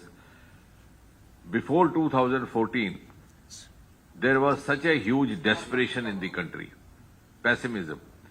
In fact, on the 26th of May 2014, around 6 o'clock in the evening, when the swearing in happened of Prime Minister Modi ji, I wrote a small piece. I said, this is the beginning of a journey from pessimism to optimism. Because for so many years, India was known to be a country of scams, scandals, coal scam, this scam, that scam. And our youth were also disillusioned. They were looking forward to go abroad. Many of them want to go to stay back in India. Now see what is it? It is the other way around. Modi ji has given India an esteem, and every Indian a sense of self-esteem and self-pride. That is the basic truth. He has made us feel proud as Indians, whether we are living in India. Even then, the diaspora, Indian diaspora who are settled outside, they are also being looked up with huge respect, which they were not enjoying earlier. Sometimes they were even hesitant to give their introduction. The world has started recognizing Indians' caliber, their capacity, their potential. And as you were seeing in the presentation, even startups. We are number 3 in the world, but even in the other countries, the startup groups are preferring Indian boys and girls, which was not happening earlier. And this has happened purely because of Prime Minister Modi. If you talk only of startups, in 2014 we just had 350. You have to compare with the earlier figures, then only you realize what it means. When you say 1 lakh, okay, 1 lakh means what? But somebody has to tell you that before 2014 we had only 350. It has gone up more than 300 times. That is the achievement of 9 years. Unicorns we have 115, out of which almost 35% are women-led. This was a country which was known to be not giving women their due or giving justice to women or giving them their share. Now women are in a leadership role. In these 9 years, we have moved on from women participation to women leadership. Earlier on, you used to say increase women participation. Now women are taking the lead and men has to be participants. And the world is now looking up to India because Modi ji has emerged as the tallest leader of the world and longest serving head of government, 23 years, first as Chief Minister, now as Prime Minister. Even among the contemporary, the present heads of government across the world, you compare. So many Prime Ministers changed in UK, presidents have changed in US. And that is why all these heads of government are looking up to Modi ji. You saw in this presentation, somebody is touching his feet, somebody is embracing him, because they are looking up to him for guidance, for advice. India's status has gone up in 9 years. That is the biggest achievement. And all that has been possible because of the strategic figures which you saw in presentation. And world today is ready to be led by India. World today is ready to be led by India under Prime Minister Modi, because they understand that India under Prime Minister Modi has that capability which they may not have. In this presentation you saw vaccine. 220 vaccine doses administered. India was known as a country where people hardly have any health consciousness. Leave aside preventive health care. Even if somebody gets sick, they would not go to the hospital. There are certain economic reasons also, social reasons also, financial concerns. But usually they will just try for 3, 4, 5 days. Once you get serious, you go to the hospital. And the whole world was warning that India with 130, 140 crore people, if it is not able to control COVID, it will become a hot spot even for us. They were worried for themselves that if it spreads all over India, they will also get affected. Later what happened? We were fully in control, and small European countries with just 50 lakh population, 500,000 population could not control. And with the motivation of Modi ji, India came out with the first DNA vaccine for COVID. And we made it available to other countries. So it has been tremendous hard work on the part of Modi ji and his team to have made India arrive where it has. That is why today, even the most advanced countries, they think, no, India has the capacity to do what we can't do. They could not produce vaccine, we produced. Similarly, space. USA, Soviet Union, they started off much earlier than us. We have our space headquarters in Bengaluru. We started very late. Today, our space technology is as equally advanced as that of USA or even more. And we are launching the satellites prepared or developed by USA and UK from Sriharikota in Andhra Pradesh. And we are also earning revenue.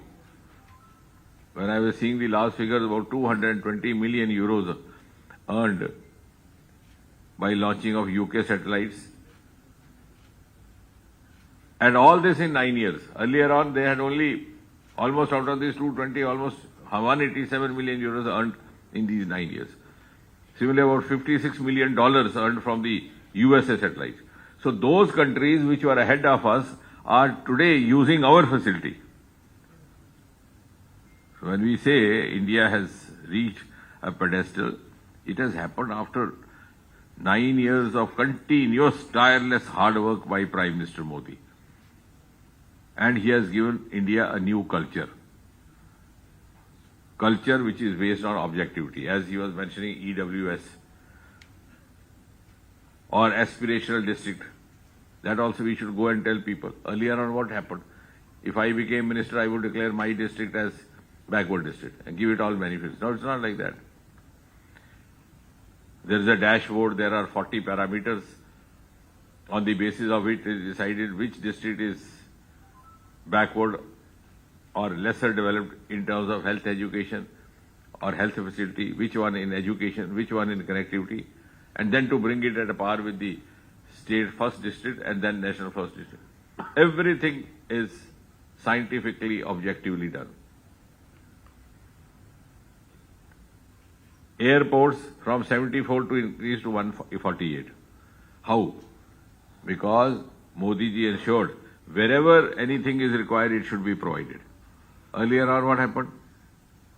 In the Congress time, if I became aviation minister, I'll open an airport in my village, even if there was no passenger, no aircraft. We have seen this happening. Old timers have seen this. If I became railway minister, I will introduce a train to my village. That culture is gone. If we have developed Northeast, it is because Modi ji has given a culture of justice to all, appeasement to none. Wherever it is required, it has to be given. Otherwise, they would say, what is the fun? Northeast, you will hardly get any MPs. So what is the use of attending? And we must go and tell people, that is the comparison. Before 2014, the Prime Minister of India was himself MP from Northeast, from Assam. But since we did not follow that vote bank culture, similarly,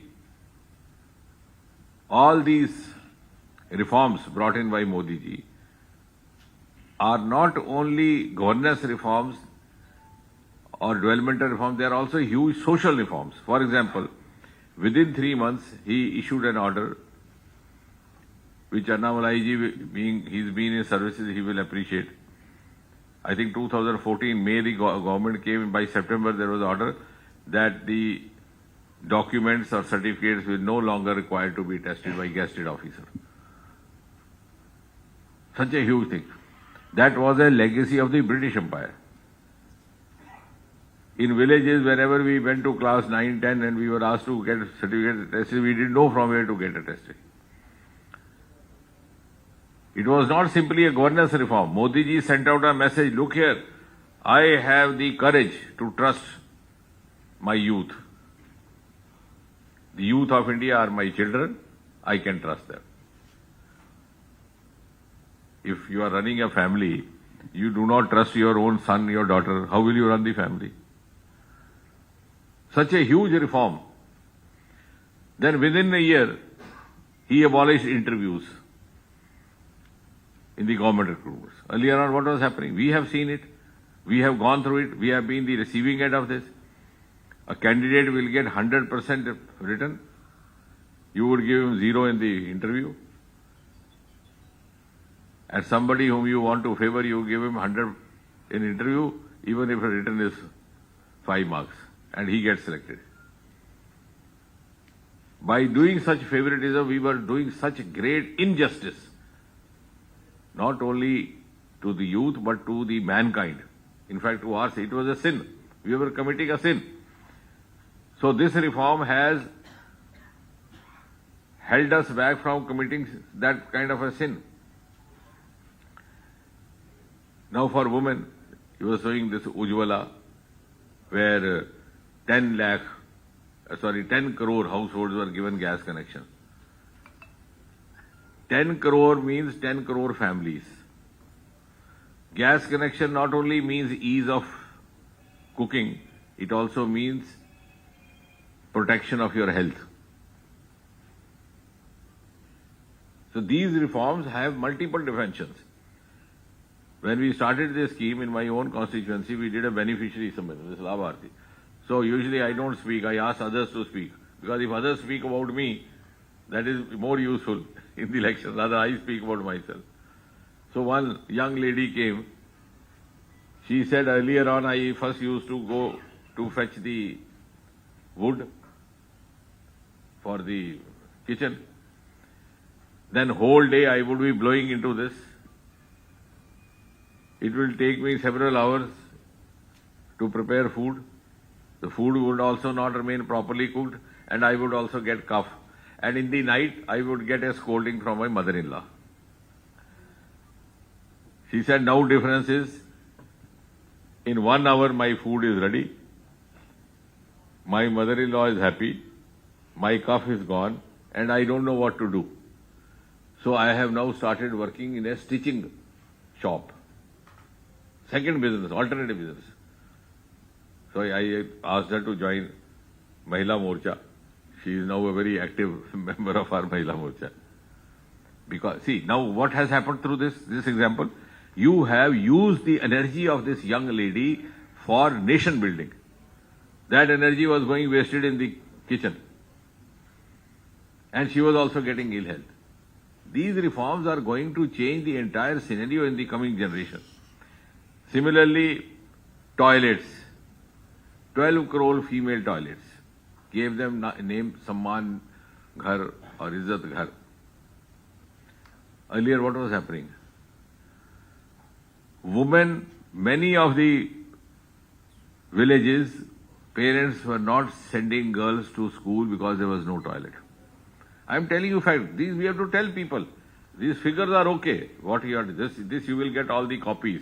But how to interpret these figures? What is the implication? What is the spirit behind that? I have myself seen many people will not be sending, or the girl herself will refuse going because I can't stay in the school for 8 hours. Boys can go here there to ease themselves. She can't. And those who went because of holding back urine, they would get urinary infection. All those things. All those problems these girls were getting. What a huge service. Now, this is not only, I said there are 3 S. I was talking Lucknow. I said the security, also respect, and also convenience. So in Hindi, you can, I said it sounds Suraksha, Samman, Suvidha. Suvidha means you gave convenience to her. Suraksha means you protected her, otherwise she had to go out in the field. That was also sometimes a risk in the going in the morning. I have seen villages where women used to wait till morning, and before the men folk woke up, they had to go out to the fields at a particular time. Early morning, 3 o'clock, 4 o'clock. I come from that background. We have seen those places because there was no facility. Where does a woman go? Afterwards, the day starts. They were working against the nature. So what a huge reform this has happened. That is why today you have woman-led entrepreneurship. You have woman-led startups. Similarly, Jal Jeevan, this slide showed. I'm just giving you those examples so that where you can give comparison, also tell them what is the spirit. This culture, Modi ji has brought a new culture in this country. We just had, they showed now, just now the Jal Jeevan mission, which has given us 12 crore connections, 12 crore houses, that means households. You know, before 2014, it was only 3.5 crore. 3.25, not even 3.5, which means in 70 years, the earlier governments did not bother. We were carrying on same practice. Go to the well, fetch water for yourself. Go to the river, get fetch. Or you go to the river and take bath there. Or go to the seaside and have a water in this salt water.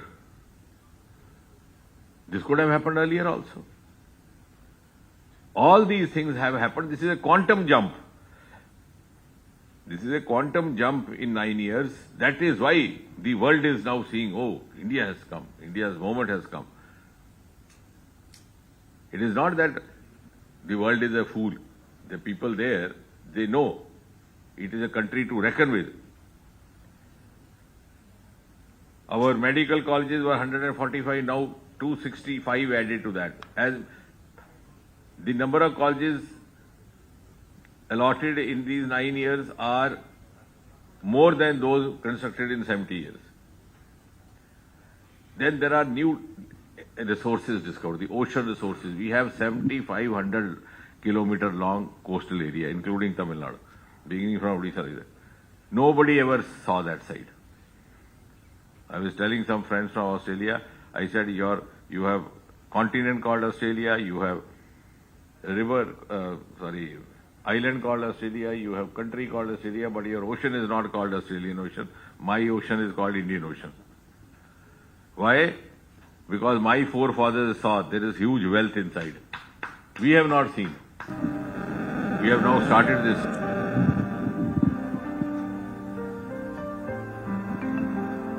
பத்திரிகை நண்பர்களுக்கு மறுபடியும் எங்களுடைய அன்பார்ந்த காலை வணக்கத்தை தெரிவித்து,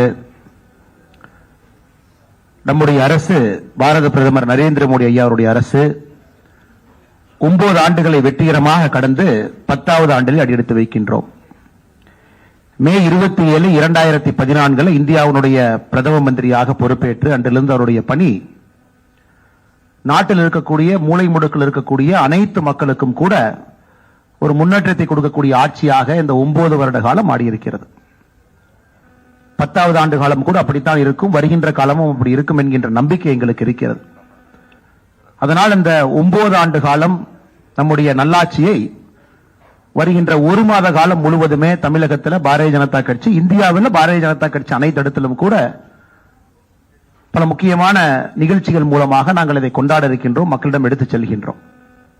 இந்த நிகழ்ச்சியினுடைய ஆரம்ப கட்ட நிகழ்ச்சியாக பத்திரிகையாளர் சந்திப்பு சென்னையில் நடந்து கொண்டிருக்கிறது. அதற்கு நம்முடைய அகில இந்திய பாரதிய ஜனதா கட்சி அங்கே இருந்து நம்முடைய மினிஸ்டர் டாக்டர் ஜிதேந்திர சிங் அவர்களை தமிழகத்திற்கு இன்று அனுப்பி வைத்திருக்கின்றார்கள். டாக்டர் ஜிதேந்திர சிங் அவர்களுக்கு அறிமுகம் தேவையில்லை, காரணம் அவர் ஒரு மருத்துவர். அவருடைய மருத்துவ படிப்பு சென்னையில இங்கேதான் படித்தார். சென்னையிலே மருத்துவ படித்த பிறகு ஜம்மு அண்ட் காஷ்மீர்ல ஒரு ப்ரொஃபஸராக அங்கே இருந்து அதன் பிறகு நம்முடைய கட்சியில இணைந்து பணியாற்றி படிப்படியாக முக்கியமான பொறுப்புகளை அலங்கரித்துக் கொண்டிருக்கின்றார்கள். He is the Minister of State Independent Charge for Ministry of Science and Technology, Minister of State for Prime Minister's Office, Personal, Public Grievance and Pension, Department of Atomic Energy, Department of Space. பல முக்கியமான துறைகளை கையில் வைத்திருப்பவர். நம்முடைய பாரத பிரதமரை மிக அருகில் இருந்து பார்க்கக்கூடிய அமைச்சர்களே மிக முக்கியமான ஒரு அமைச்சர். தமிழ்நாட்டின் மீது, நம்முடைய தமிழ் கலாச்சாரத்தின் மீது அதிக பற்று இருக்கக்கூடிய ஒரு மனிதர். இங்க வரும்பொழுதெல்லாம் எந்த கடையில் தோசை, நல்ல தோசை கிடைக்கும், நல்ல இட்லி கிடைக்கும் என்று பார்த்து பார்த்து நம்முடைய தமிழக உணர்வுகளை பார்த்து வரக்கூடிய ஒரு மனிதர். அப்படிப்பட்ட ஒருவர் என்று 9 ஆண்டுகள் இந்த அற்புதமான நிகழ்ச்சிக்கு நீங்கள் வந்திருப்பது எங்கள் அனைவருக்கும் கூட பெருமை. அதே போல மேடையில் நம்முடைய சட்டமன்ற குழு தலைவர், மாநிலத்தினுடைய மிக முக்கியமான ஒரு தலைவர், திருநெல்வேலியினுடைய எம்எல்ஏ அண்ணன் நயினார் நாகேந்திரன் அவர்கள் இங்கு இருக்கின்றார்கள். நம்முடைய அனைத்து துணைத் தலைவர்களும் கூட இங்கு இருக்கின்றார்கள். நம்முடைய செயலாளர்கள் இங்கு இருக்கின்றார்கள், அணிப்பிரிவினுடைய தலைவர்கள் இருக்கின்றார்கள், மாவட்ட தலைவர்கள் இருக்கின்றார்கள், அமைப்பு செயலாளர், பொதுச் செயலாளர் அண்ணன் கேசவநாயம்ஜி அவர்கள் இங்கு இருக்கின்றார்கள். இந்த மீடியா, இந்த செல்லினுடைய பொறுப்பாளராக இருக்கக்கூடிய ஸ்ரீரங்கா அவர்கள் இருக்கின்றார்கள். இதனை ஒருங்கிணைக்கக்கூடிய மாநிலத்தினுடைய துணைத் தலைவர் அண்ணன் நாராயண திருப்பதி அவர்கள் இங்கு இருக்கின்றார்கள். பத்திரிகை நண்பர்களுக்கு ஒரு சிறிய காணொலியை நீங்க பார்த்தீங்க. நம்ம நாட்டினுடைய முன்னேற்றம், நாட்டினுடைய மாற்றம் கலாச்சாரத்தின் அடிப்படையில் எப்படி நடந்திருக்கிறது என்பதை ஒரு 3 நிமிட காணொலியாக பார்த்தோம். இது முடிந்த பிறகு ஒரு சின்ன ஒரு பவர் பாயிண்ட் பிரசன்டேஷன் இருக்கு. அந்த பவர் பாயிண்ட் பிரசன்டேஷன்ல மிக சுருக்கமாக இந்த நாடு 9 ஆண்டு காலத்துல எப்படி நாம் நாட்டை உள்கட்டமைப்பிலிருந்து அனைத்து விதமான துறையிலே அடிப்படையிலே மாற்றத்தை ஏற்படுத்தி இருக்கின்றோம் என்று சொல்வதற்காக இந்த பவர் பாயிண்ட். இது முடித்த பிறகு இது அனைத்தும் ஒரு பத்திரிகை நோட்டாக உங்களுக்கு தமிழில் வந்து சேரும். 2 மணிக்குள்ள உங்களுக்கு கொடுத்துறோம். பட் என்னுடைய வேலை இப்ப இந்த பவர் பாயிண்ட் பிரசன்டேஷன் உங்கள் முன்னால் வைப்பது. அது ஒரு ஸ்லைடாக போகும்பொழுது நான் பேசிக்கொண்டே இருக்கின்றேன். அதற்கு பிறகு அமைச்சர் அவர்கள் உங்களிடம் உரையாற்றுவார். அதனால முதல் ஸ்லைட்ல இருந்து ஆரம்பிங்கண்ணா. நமக்கு தெரியும் 2004 2014 the last decade of India's developmental journey என்று சொல்லுவோம். உலக பொருளாதார நாடுகள் அனைத்துமே வளர்ச்சி பாதையில் இருந்த பொழுது, குறிப்பாக UPA 1 UPA 2 இந்தியாவிலே எங்கேயும் பார்க்காத அளவுக்கு மிக அதிகமாக ஊழல் குற்றச்சாட்டுகள், முன்னேற வேண்டிய நாட்டை அரசியல் காரணக்காக பின்னோக்கி வைத்திருந்தார். 2014க்கு பிறகு நம்முடைய நாட்டினுடைய உண்மையான சக்தியை நாம் பார்த்துக் கொண்டிருக்கின்றோம். 9 ஆண்டு காலத்தில் அத நம்ம பிரதமர் அவர்கள் சொல்லுகின்றார்கள், முதலாக நம்முடைய நாட்டில் ஒரு புவர் என்கின்ற ஒரு வார்த்தையை நம்ம மாற்றி இருக்கின்றோம். ஒரு ஏழை மக்களால் எதுவும் செய்ய முடியாது, அவர்களால் நாட்டினுடைய வளர்ச்சிக்கு பிரயோஜனம் இல்லை என்கின்ற ஒரு காலகட்டம் காங்கிரசினுடைய மனதில் இருந்தது. அதெல்லாம் உடைத்து நாட்டில் இருக்கக்கூடிய அனைவரையும் கூட நம்ம நாட்டினுடைய முன்னேற்ற பாதையில் அழைத்துக் கொண்டு வந்திருக்கின்றோம். இது தொடர்ச்சியாக நம்ம ஒரு துறையில கூட நம்ம பார்க்கலாம். ராஜீவ்காந்தி அவர்கள் பிரதமராக இருந்த பொழுது ஒரிசால ஒரு இடத்துல சொன்னாங்க, டெல்லியிலிருந்து நம்ம 100 ரூபாய் அனுப்பி வைக்கிறோம் அப்படின்னா அது கடைக்கோடி மாநிலத்தில் இருக்கக்கூடிய கடைக்கோடி மனிதனுக்கு செல்லும் பொழுது 85 ரூபாய் எங்கேயோ காணாம போயிருது. 85% காணாம போயிருது. வெறும் 15% பணம் மட்டும்தான் அங்கே சென்று சேருகிறது என்று சொன்னார்கள். ஆனா இன்னைக்கு நாம் பார்க்கும் பொழுது டெல்லியிலிருந்து, மத்திய அரசிலிருந்து 100 ரூபாய் அனுப்பி வைத்தால் தமிழ்நாட்டில் இருக்கக்கூடிய கடைக்கோடி கிராமத்தில் இருக்கக்கூடிய நம்முடைய சகோதரனுக்கு முழுவதுமாக அந்த 100 ரூபாய் வருது. 100% எந்தவித லீக்கேஜும் இல்லாமல் ஒரு மத்திய அரசினுடைய திட்டத்தை நம்மால் செய்ய முடிகிறது. இது இந்திய வளர்ச்சி பாதையிலே மிகப்பெரிய ஒரு மாற்றம். இது அதுதான் குறிப்பாக முன்னாடி ஸ்லைட் போங்கண்ணா, சொன்னதுக்கு அப்புறம் மாத்துக்கண்ணா, முன்னாடி ஸ்லைட் போங்க. குறிப்பாக நமக்கு ரொம்ப பெருமையான ஒரு விஷயம் என்னவென்றால், இந்த கொரோனாவை எப்படி அடிப்படையில் நாம் கையாண்டோம் என்று. கொரோனா வந்த புதிதிலே உலக நாடுகள் அனைத்தும் கூட தயாராக இருப்பதாக சொன்னார்கள். அமெரிக்கா தயார் என்று சொன்னார்கள், ஐரோப்பிய நாடுகள் தயார் என்று சொன்னார்கள். ஆனால் இந்த கொரோனா காலகட்டத்தை சரியான கையாண்ட ஒரே நாடு நம்முடைய தாய்நாடு இந்திய திருநாடு மட்டும்தான். அமெரிக்காவில் இன்னைக்கும் நம்ம பார்த்தோம்னா பெருமில்லியன் டெத் கம்பேர் பண்ணி பார்க்கும் பொழுது, யூரோப்ல பெருமில்லியன் டெத் கம்பேர் பண்ணி பார்க்கும் பொழுது பாப்புலேஷனுக்கு இந்தியாவை விட பல மடங்கு இருக்கிறது. அது குறிப்பாக நம்முடைய பிரதமருடைய தொலைநோக்கு பார்வை அனைத்தும் நம்முடைய மேக் இன் இந்தியா, ஆத்ம நிர்பார் பாரத், சுயசார்பு இந்தியா, அதன் அடிப்படையில் இந்த கொரோனாவை கையாண்டு இருக்கின்றோம். இன்னைக்கு நாம கிட்டத்தட்ட 220 கோடி டோஸ் இந்தியாவில் இருக்கக்கூடிய அனைத்து பிரஜைகளுக்கும் அளித்திருக்கின்றோம். அதுவும் அந்த டோஸ் என்பது யாருகிட்டையும் போய் கையெழுத்து வாங்க வேண்டியதில்லை. நம்முடைய வீட்டு வாசலுக்கு, வீட்டுக்கு அருகில் இருக்கக்கூடிய பிரைமரி ஹெல்த் சென்டருக்கு அனுப்பி இந்தியாவில் ஒரு பெரிய கொரோனா காலகட்டத்தில் ஒரு பெரிய ஒரு சேவையை செய்திருக்கின்றோம் என்றால் நம்முடைய அரசு, நம்முடைய பாரத பிரதமர் நரேந்திர மோடி அவர்கள் செய்திருக்கின்றார்.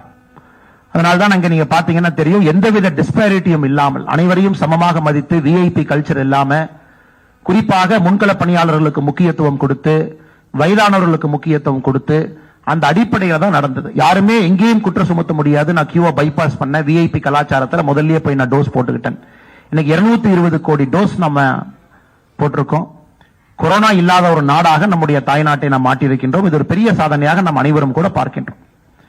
குறிப்பாக 2014க்கு பிறகு நம்முடைய ஏழை மக்கள் என்கின்ற ஒரு வார்த்தையை பயன்படுத்தினோம்.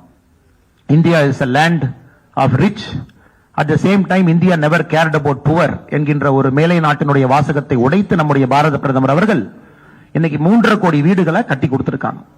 3.5 கோடி வீடுல 3.5 கோடி குடும்பம் இருக்கின்றார்கள். இந்த 9 ஆண்டுகள்ல இந்த 3.5 கோடி குடும்பம் என்பது சராசரியா நீங்க பாத்தீங்கன்னா 10 கோடி பேருக்கு மேல அந்த வீட்டுல வசிக்கிறாங்க. முதல் முறையாக அவர்களுடைய காலகட்டத்தில், அவர்களுடைய பரம்பரையில முதல் முறையாக ஒரு பக்கா கான்கிரீட் வீட்டை அவங்க பாக்குறாங்க. அந்த வீடு அவர்களுக்கு பெரிய மகிழ்ச்சியை கொடுத்திருக்கிறது. எல்லாவற்றையும் தாண்டி அவங்களுக்கு ஒரு டிக்னிட்டி, செல்ஃப் எஸ்டீம் அந்த வீடு கொடுத்திருக்கு. இது ஏழைகளுக்காக நம்முடைய அரசு தொடர்ந்து இருப்பது என்பதற்காகத்தான் இந்த கொண்டாட்டமே நாம் என்ன சொல்லுகின்றோம் என்றால், சேவா, சுசாசன் அண்ட் கரீப் கல்யாண் என்று சொல்லுகின்றோம். சேவை, நல்லாட்சி, ஏழைகளுக்கான அரசு, இது மூன்றையும் மையமாக வைத்துத்தான் இந்த ஒரு மாத காலம் இந்தியா முழுவதுமே, தமிழகம் உட்பட நம்முடைய எல்லா புரோகிராமுமே இருக்கும். 2014 பிரதமர் கண் முன்னால் வந்த மிகப்பெரிய சேலஞ்சு அனைவருக்கும் சுகாதாரத்தை கொண்டு வர வேண்டும் என்று. ஸ்வச் பாரத் மிஷன் 1 அது முடிந்து இப்ப ஸ்வச் பாரத் மிஷன் 2 இருக்கும். சுதந்திரத்திற்கு பிறகு 1947 இருந்து 2014 வரை மொத்தமாக கட்டப்பட்ட டாய்லெட் என்பது 6.5 கோடி டாய்லெட், 6 கோடியே 54 லட்சம் டாய்லெட் கட்டியிருந்தாங்க. ஆனா 2014 இருந்து 9 ஆண்டுகள்ல 11 கோடியே 72 லட்சம் டாய்லெட் நம்ம கட்டியிருக்கோம். முதலாக அவர்களுக்கு அந்த கண்ணியம் கொடுத்திருக்கோம், டிக்னிட்டி கொடுத்திருக்கோம். இதற்கு முன்பு நம்ம பத்திரிகை நண்பர்கள் உங்க செய்தியிலேயே பார்ப்போம், ஊருக்கு ஒதுக்குப்புறத்திலே காலையிலே 4 மணிக்கு ஒதுங்கிய இளம்பெண்ணை கற்பழித்தார்கள் என்கின்ற நியூஸ் எல்லாம் 2010க்கு முன்னாடி பேப்பர்ல சாதாரணமா வரும். இன்னைக்கு அதை போன்று எதுவும் இல்லை என்றால், பிரதமர் அவர்கள் தொலைநோக்கு பார்வையிலே 11 கோடி 72 லட்சம் டாய்லெட் கட்டியிருக்காங்க. தமிழகத்தில் 55 லட்சம் கழிப்பறைகள் நாம் கட்டியிருக்கின்றோம். அதை நம்ம குறிப்பாக இன்று பார்க்கும் பொழுது சகோதரர்களே, 2014 இது ரொம்ப முக்கியமான ஒரு டேட்டா. 2014 அவருக்கு ஒரு சேர் போடுங்க முன்னாடி. 2014 பிரதமர் அவர்கள் ஆட்சிக்கு வந்த பொழுது கிராமப்புறத்துல மொத்தமாக 39% கிராமப்புற வீட்டுல மட்டும்தான் கழிப்பறை வசதி இருந்துச்சு. only 39% of rural house hold at toilet. இன்னைக்கு அந்த டேட்டாவை நீங்க பார்க்கலாம். 9 ஆண்டுகள்ல அது 100 என்பதை நம்முடைய காலகட்டத்தில் பார்க்கிறோம். நம்முடைய காலகட்டத்தில் 100% என்பதை நம்ம அச்சீவ் பண்ணிருக்கோம். 100% கிராமப்புறத்துல நம்ம டாய்லெட் கட்டி கொடுத்திருக்கோம். பிரதமருடைய மற்றும் ஒரு பெரிய கனவு, ஒரு குடும்பத்திற்கும் கூட குடிதண்ணீர் என்பது பைப்ல வரணும், சுகாதாரமான முறையில் குடிதண்ணீர் வர வேண்டும் என்பது பிரதமருடைய கனவு. இது பிரதமருடைய கனவு மட்டுமல்ல, கர்மவீரர் காமராஜர் ஐயாவுடைய கனவு. அவருடைய இல்லத்திற்கு மட்டும் குடிதண்ணீர் பைப்ல வரக்கூடாது என்பதை தாயிடம் வலியுறுத்தி அந்த பைப்பை பிடுங்கி வெளியே எரிஞ்சாரு கர்மவீரர் காமராஜர் ஐயா. இன்னைக்கு பெருமையா சொல்லலாம், 12 கோடி வீடுகளுக்கு முதலாக குடிதண்ணீர் என்பது பைப்ல போயிருக்கு. பைப்ல சுத்தமான சுகாதாரமான குடிதண்ணீர் அவர்களால் குடிக்க முடியுது. தமிழகத்தை பொறுத்த வரைக்கும் இன்னைக்கு 63% தமிழகத்தில் இருக்கக்கூடிய இல்லங்களுக்கு குடிதண்ணீர் என்பது பைப்பில் நாம கொடுத்திருக்கோம். இது ஒரு மிக அற்புதமான ஒரு திட்டம். அனைத்து மக்களுக்கும் கூட பெரிய அளவில் மாற்றத்தை கொடுக்கக்கூடிய திட்டத்தை நாம் பார்த்துக் கொண்டிருக்கின்றோம். அடுத்து நம்ம பார்த்தோம் அப்படின்னா, ஃப்ரீ கேஸ் கனெக்ஷன். இன்னைக்கு 9 கோடி 60 லட்சம் பேர்த்துக்கு ஃப்ரீ கேஸ் கனெக்ஷன் நம்ம கொடுத்திருக்கோம். இவர்கள் அனைவருமே முதல் தலைமுறையில் முதலாக அவர்களுக்கு கேஸ் கனெக்ஷன் முதலா கிடைக்குது. இந்த 9 கோடி 60 லட்சம் பேருக்கு கூட ரஷ்யா உக்ரைன் வாருக்கு பிறகு இன்டர்நேஷனல் கேஸ் பிரைஸ் அதிகமான பிறகு அவர்களுக்கு சப்சிடைஸ்டு சிலிண்டர் போன பட்ஜெட்ல இருந்து 200 ரூபாய் அவங்களுக்கு கிடைச்சிட்டு இருக்கு. அவர்களையும் கூட நன்றாக நம்முடைய அரசு பார்த்துக்கிட்டு இருக்கு. அது மட்டும் இல்லை சகோதர சகோதரிகளே, இந்த 9 ஆண்டுகள்ல 4 கோடியே 14 லட்சம் போகஸ் எல்பிஜி கனெக்ஷன் நம்ம க்ளோஸ் பண்ணிருக்கோம். இது ஏழை மக்களுக்கு வர வேண்டிய எல்பிஜி கனெக்ஷன். நிறைய பேருக்கு டபுள் கனெக்ஷன், ட்ரிபிள் கனெக்ஷன் இருந்துச்சு.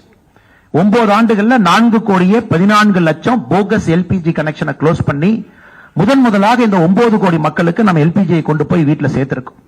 வருகின்ற காலம் பதில் சொல்லும். அவர்களுக்கு வரக்கூடிய நோய்கள், விறகடுப்பு சமையல் மூலமாக வரக்கூடிய நோய்கள் அனைத்தும் கூட அவர்களுக்கு எஃப்ஐஆர்ல அரெஸ்ட் பண்ண மாட்டாங்க.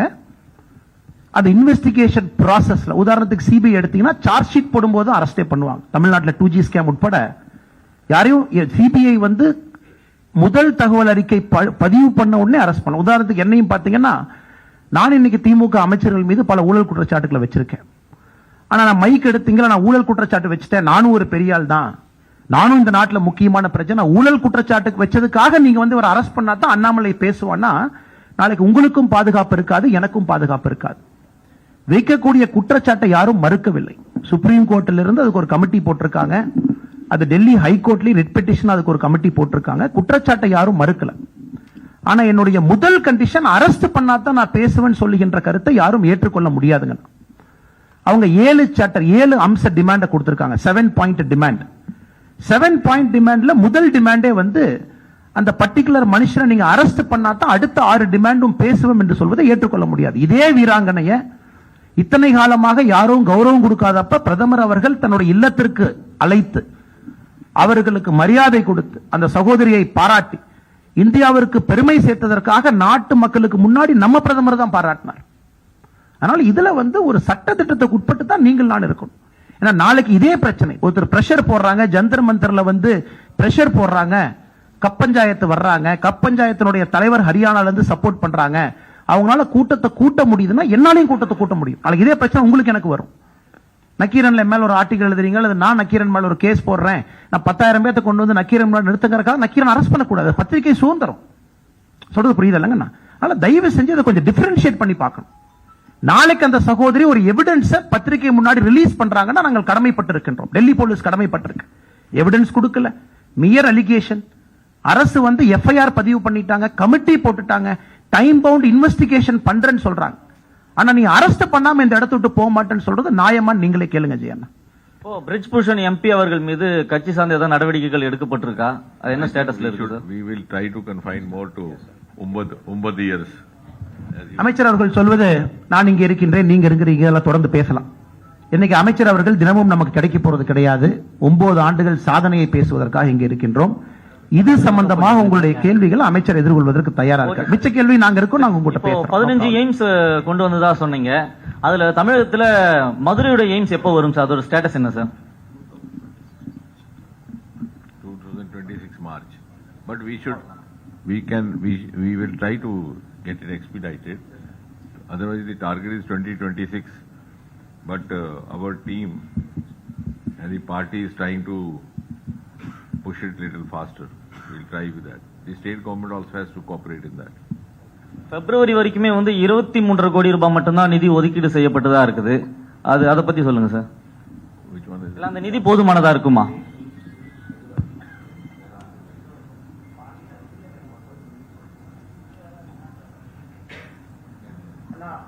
நம்முடைய அமைச்சர் அவர்கள் சொல்லுவது, இன்னைக்கு எய்ம்ஸ் மதுரை கட்டி முடிக்கப்பட வேண்டிய தேதி பாராளுமன்றத்தில் நாம் அறிவித்திருப்பது 2026 பிப்ரவரி மார்ச்ல அதை முடிக்கிறோம் நம்ம சொல்லியிருக்கோம். அமைச்சர் அவர்கள் சொல்வது இன்னும் அதை எக்ஸ்பெடிட் பண்ண போறோம். அதே நேரத்தில் இன்னைக்கு உங்களுக்கு தெரியும், ஜிக்கா ஜப்பான் கோஆபரேஷன் ஏஜென்சி எல்லாம் உள்ள இருக்காங்க. கடந்த முறை மன்சுக் மாண்டவியா நம்முடைய மருத்துவ அமைச்சர் வந்த பொழுது, what is important for them to report is that all this has happened in 9 years. Earlier there were 7 aims in India. In 70 years, 7 aims. In 9 years, 15 added. One of this is Madurai. This is what you report, please, today. because when you're talking at 9, delay or no delay, at least you got it. I was in Haryana that day, the same thing happened. So they asked the president, what is this? You have given, in their local language they have a proverb, to the camel, 2 small nuts. He said in his own language. ऊंट के मुंह में जीरा दी.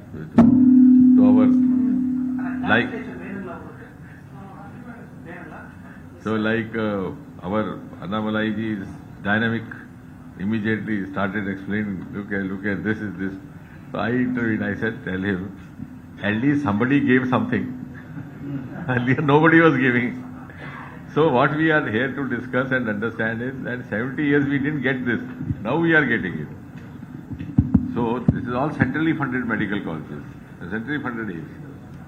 This is because Modi ji has given high priority to health sector. Yeah. Good afternoon, sir. I'm MG Menon here. I'm from Kodambakam Times paper. Sir, after September 30, will you be introducing the higher denomination notes? Any chances of there? I don't think I have to answer that. That is for the finance minister. She was to come here today. Incidentally, she has not come. You can keep these questions there. But these are, I don't think these are the issues discussed in public domain. And moreover, today we are talking mostly in the terms of 9 years because otherwise the subject will get diluted. So you are celebrating this 9 years as for the 1 month. Can we take as BJP is starting its campaign for the election 2014 by this way? See, one thing what Modi ji has taught us, this also in 9 years, we have to go and tell people that do what is required without consideration of vote. Now he was talking of Northeast. You know, there is a state, I'll give you one example, called Mizoram. Population is 9 lakh or 10 lakh, not even. It is just like, not even Adyar, less than Adyar. What is Adyar's population? 15 lakh. So, lesser population than Adyar. And 1 MP elected from there. That too not this party. About 6-7 years back, Israel said they have a technology to set up citrus fruit park, specialized fruit park citrus. So we asked them which is the best place. They said Mizoram. Immediately, not even a second was taken, they were allowed to take. Now if we had this election in mind, then that would not have been the right place. They would have thought of some other place. So I think Modi ji has tried to introduce, that is why, a new political culture also, that you do where it is required. Later on, let the people decide. And people have now decided that they have no better option than Modi ji. Annamalai sir, in the 1 month, எப்படி நீங்க கொண்டு போறீங்க இந்த campaign for Annamalai? They will prepare a roster and they will move all over the state. Okay. District wise அது மாதிரி. Sometimes you can brief them about the 1 month programs. Okay.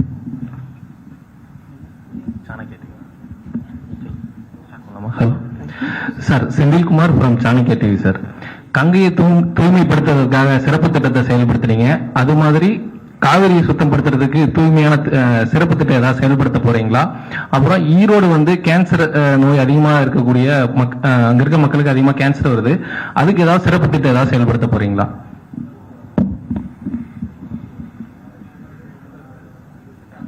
I think this process has started one after the other.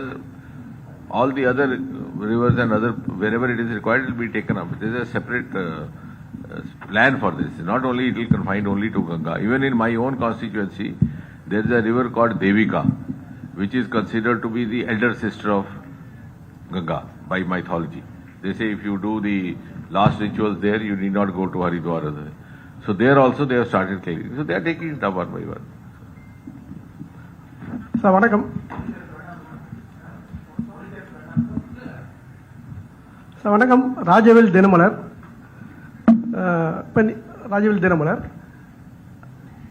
இப்போ நீங்கள் சாதனைகளை பற்றி சொன்னீங்க, 9 ஆண்டு சாதனை. அதில் வீடு தேடி செல்கிற குடிநீர் பைப் லைன் மூலமாக அதுவும் தமிழ்நாட்டில் 63% நிறைவடைந்ததாக நீங்கள் ஒரு தகவல் சொல்கிறீங்க. ஆனால் இதுக்கு முன்னாடி வந்து நீங்கள் அதில் ஒரு குற்றச்சாட்டு வச்சுருந்தீங்க, இதை வந்து ஆய்வு பண்ணணும், நிறைய இடங்களில் வந்து இது வந்து முறையாக செயல்படலை, பைப் லைன் இருக்குது ஆனால் தண்ணி வரல அப்படின்னு. இதே மாதிரி இந்தியா முழுவதும் இருக்குதா, இல்லை தமிழ்நாட்டில் தான் அந்த பிரச்சனை இருக்குதா? தமிழ்நாட்டில் அந்த பிரச்சனை தீர்க்கறதுக்கு என்ன செய்ய போறீங்க? No, actually, see, as far as Modi ji is concerned, all these schemes have been rolled out with an extreme degree of sensitivity and humility. We are not taking any pride in this. We are not taking any credit. We are also not boasting. We are doing this because Modi ji taught us nation first. He has not taken a single day holiday, nor has anyone from his team. So we are working with all humility, sincerity, and trying to provide what is required where. If at the local level it is not happening, that has to be taken differently.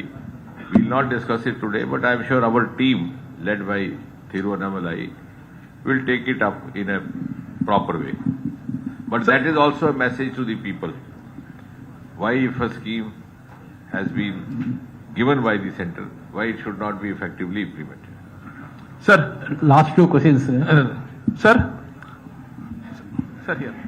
Sir, Yalinian from Times of India. Sir, Prime Minister promised that 2 crore employment, 2 crore jobs will be provided per year. But in the last 9 years, do we have any statistics of how many jobs have been provided? This is a very good question. Actually, see, Prime Minister recently made an announcement that he will be providing 10 lakh government jobs. That was about 7-8 months back. After that, this process has started Rozgar Mela. You must be seeing almost every month you are having Rozgar Mela with 40 locations which get connected with Modi ji. Then he makes a virtual address, and through the Department of Personnel Training, which I am dealing, the appointment letters are issued. Next Rozgar Mela is 13th of June, like that. In that, almost 3-4 lakhs have already been given. But one thing which we have to explain, I think that also is a point, otherwise because this discussion can go on whole day, which our Karyakartas also have to go and explain to people. Employment does not mean only government job. 10 lakh is okay, that he has given, plus many held up promotions. Employment outside government job is also possible and may be more attractive and more lucrative. That is also one of the lessons coming out of these 9 years of story. Now this startup, as he said, 1 lakh. These startups are making much more than the government job. Recently, I started a mission, this lavender cultivation, agri-tech startup. 3 boys from Bangalore, they left their job, 2 B.Tech and 1 MBA. Because they said small bottle of perfume is selling for 15,000, why should we be slogging here for the company? Similarly, now problem is we have to educate people, also parents, and give them awareness. I have started a process of holding these startup expos, and now I am telling them that you get the parents also whenever you are getting the children to visit. And I made some I also arranged some interaction between class 12 children and who were seeking engineering, who were trying for engineering college, NIT. I made them sit with some young startup boys. There was one startup boy who had done his engineering. He had started he was preparing some AI driven, some gadget. So I asked him, I said, if you had gone for a government job, what would you get? He said, sir, maybe beginning ad hoc junior engineer or something, some 30,000, 18,000 like that. I said, now what are you doing? He said, sir, about 80,000 turnover per month. And because of COVID, it has come down, otherwise 1 lakh. So I told these boys, I said, now you are preparing for engineering. Now you have to go home and think. Where will you use your engineering knowledge? Here or there? So in 9 years, many other options have come up. Now we are having startups even in space in Bangalore, space sector. So that we have to tell people. It is no longer confined only to government jobs. Sir, we're fine with all this, but do we have any concrete data to support it? Like, see, because our PM promised 2 crore jobs per year. Like, are there any concrete data to support it? See, that is why I'm saying, jobs does not mean only government service. You are also thinking that all of you should get assistant engineers and you should become police inspectors. Jobs means livelihood jobs. These are all jobs. All these alternate options outside government sector also, if you put it, will be more than 2 crore. Sir, you spoke high of the new airports. Okay. But in the out of last 6 airports, all have been handed over only to one person, only to one business conglomerate, that is Adani. Is the Modi government favoring a specific person because his rank in all India, throughout the global richness rank, his rank rose to 609 from 203 now. No, I will have. So is it not an example of crony capitalism? I will have to study your statistics. No, this is a worldwide statistics available. See, we are not getting into that because this is, as I said, this press meet is dedicated to 9 years. I'm also speaking about 9 years, sir. And in 9 years, you have to, if the airport condition has increased, we should celebrate that. Otherwise, there's a due process of law which is followed. So there's no question of questioning. In India, anybody has the option. After all, some due diligence and due course of procedure has been followed in everything that is done. Sir one sir 2000 ரூபாய் note வந்து கொண்டு வரப்பட்டதான முக்கியமான காரணம் ஊழலை குறைப்பதற்காக. ஆனால் தற்போது அச்சடிக்கப்படுவதும் நிறுத்தி வைக்கப்பட்டுள்ளது. இந்த 9 ஆண்டு கால ஆட்சி காலத்தில் நீங்கள் வெற்றி சாதனைகளை திரையிடப்பட்டீர்கள். இதை மட்டும் ஏன் திரையிடப்படாமல் நிறுத்தி வைக்கப்பட்டது ஏன்?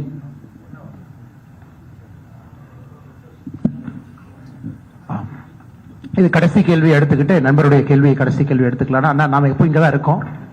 நம்முடைய பிரஸ் மீட் வேற மாதிரி போகும். இது வந்து அமைச்சர் இருக்கிறனால இது ஒரு மாதிரி போகும். உங்களுக்கு தெரியும், it is systematic press meet. But உங்க எல்லா கேள்விகளுக்கும் நாளைக்கு நாங்க பதில் சொல்றோம். When you have come prepared from home with a subject, the subject here is different. Like you prepare guest paper for exam. You have read that question. Now the question paper is different. You start writing what you have read. So please remember, the subject today is 9 years of the government led by Modi. So don't ask the questions on the subject which you have read and come. Okay அண்ணா, உங்களுடைய எல்லா கேள்விகளுமே அமைச்சரை பொறுத்தவரை இது ஒரு அதிகாரப்பூர்வமான press meet. 9 ஆண்டு மோடிஜியினுடைய சாதனை, ஆட்சியை பத்தி பேசுறோம். மேபி நாளை நம்ம சந்திப்போம் மறுபடியும். உங்களுடைய எல்லா கேள்விகள், நம்ம டைம்ஸ் ஆஃப் இந்தியாவுங்க நீங்க கேட்ட கேள்வி அனைத்தையும் நாங்கள் அதற்கு பதில் சொல்லுகின்றோம்.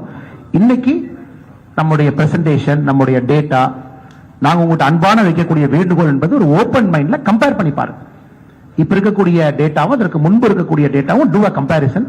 அமைச்சர் பேசும்போது சொன்னாங்க ஒரு ஸ்பிரிட்ல பாருங்க. What is the spirit behind that scheme? இந்த ஸ்கீம்னுடைய லார்ஜர் கான்சியஸ்னஸ் என்ன அப்படின்னு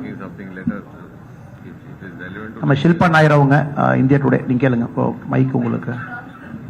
But is it, I hope not on the subject that you have studied this morning. No, you, while speaking out or listing out the achievements, one achievement was the Modi government have brought in a new era in sports. Yet we are seeing our national heroes who won medals for the country being dragged on the roads in the national capital on the day when a new parliament is being inaugurated. That is a different issue. Will you deny that sports has got a kind of a boost in these 9 years which had not seen earlier? So don't mix up one thing with the other. No, that is different. And sir, what about the June 12 meeting of opposition parties in Patna? That you should ask opposition parties. We are ruling party. But do you think anti-BJP coalition will take shape, sir? You want some headline for India Today so that you get I am not going to give you. சரி, வந்திருக்கக்கூடிய பத்திரிகை நண்பர் அனைவருக்கும் எங்களுடைய நன்றியை தெரிவித்து, சகோதரர்களே, நாளை உங்களை சந்திக்கின்றோம். நம்முடைய அலுவலகத்தில் நம்ம அனைத்து கேள்விகளையும் நாங்கள் எதிர்கொள்றோம். இன்னைக்கு நீங்கள் இங்கு வந்து மோடிஜியினுடைய 9 ஆண்டு கால இந்த ஆட்சி ஏற்படுத்தக்கூடிய மாற்றத்தை நீங்கள் பார்த்திருக்கின்றீர்கள். இதை நீங்க வந்து தமிழகத்தில் இருக்கக்கூடிய நம்ம எல்லா சகோதரிகளுக்கு நாம் கொடுத்திருக்கக்கூடிய டேட்டா கம்பாரிசன் 2014க்கு முன்பு என்ன, அதுக்கப்புறம் என்ன அப்படிங்கிறது நீங்க எடுத்துட்டு போன அன்போடு கேட்டுக்கிறோம். நன்றி, வணக்கம். பாரத் மாதா கி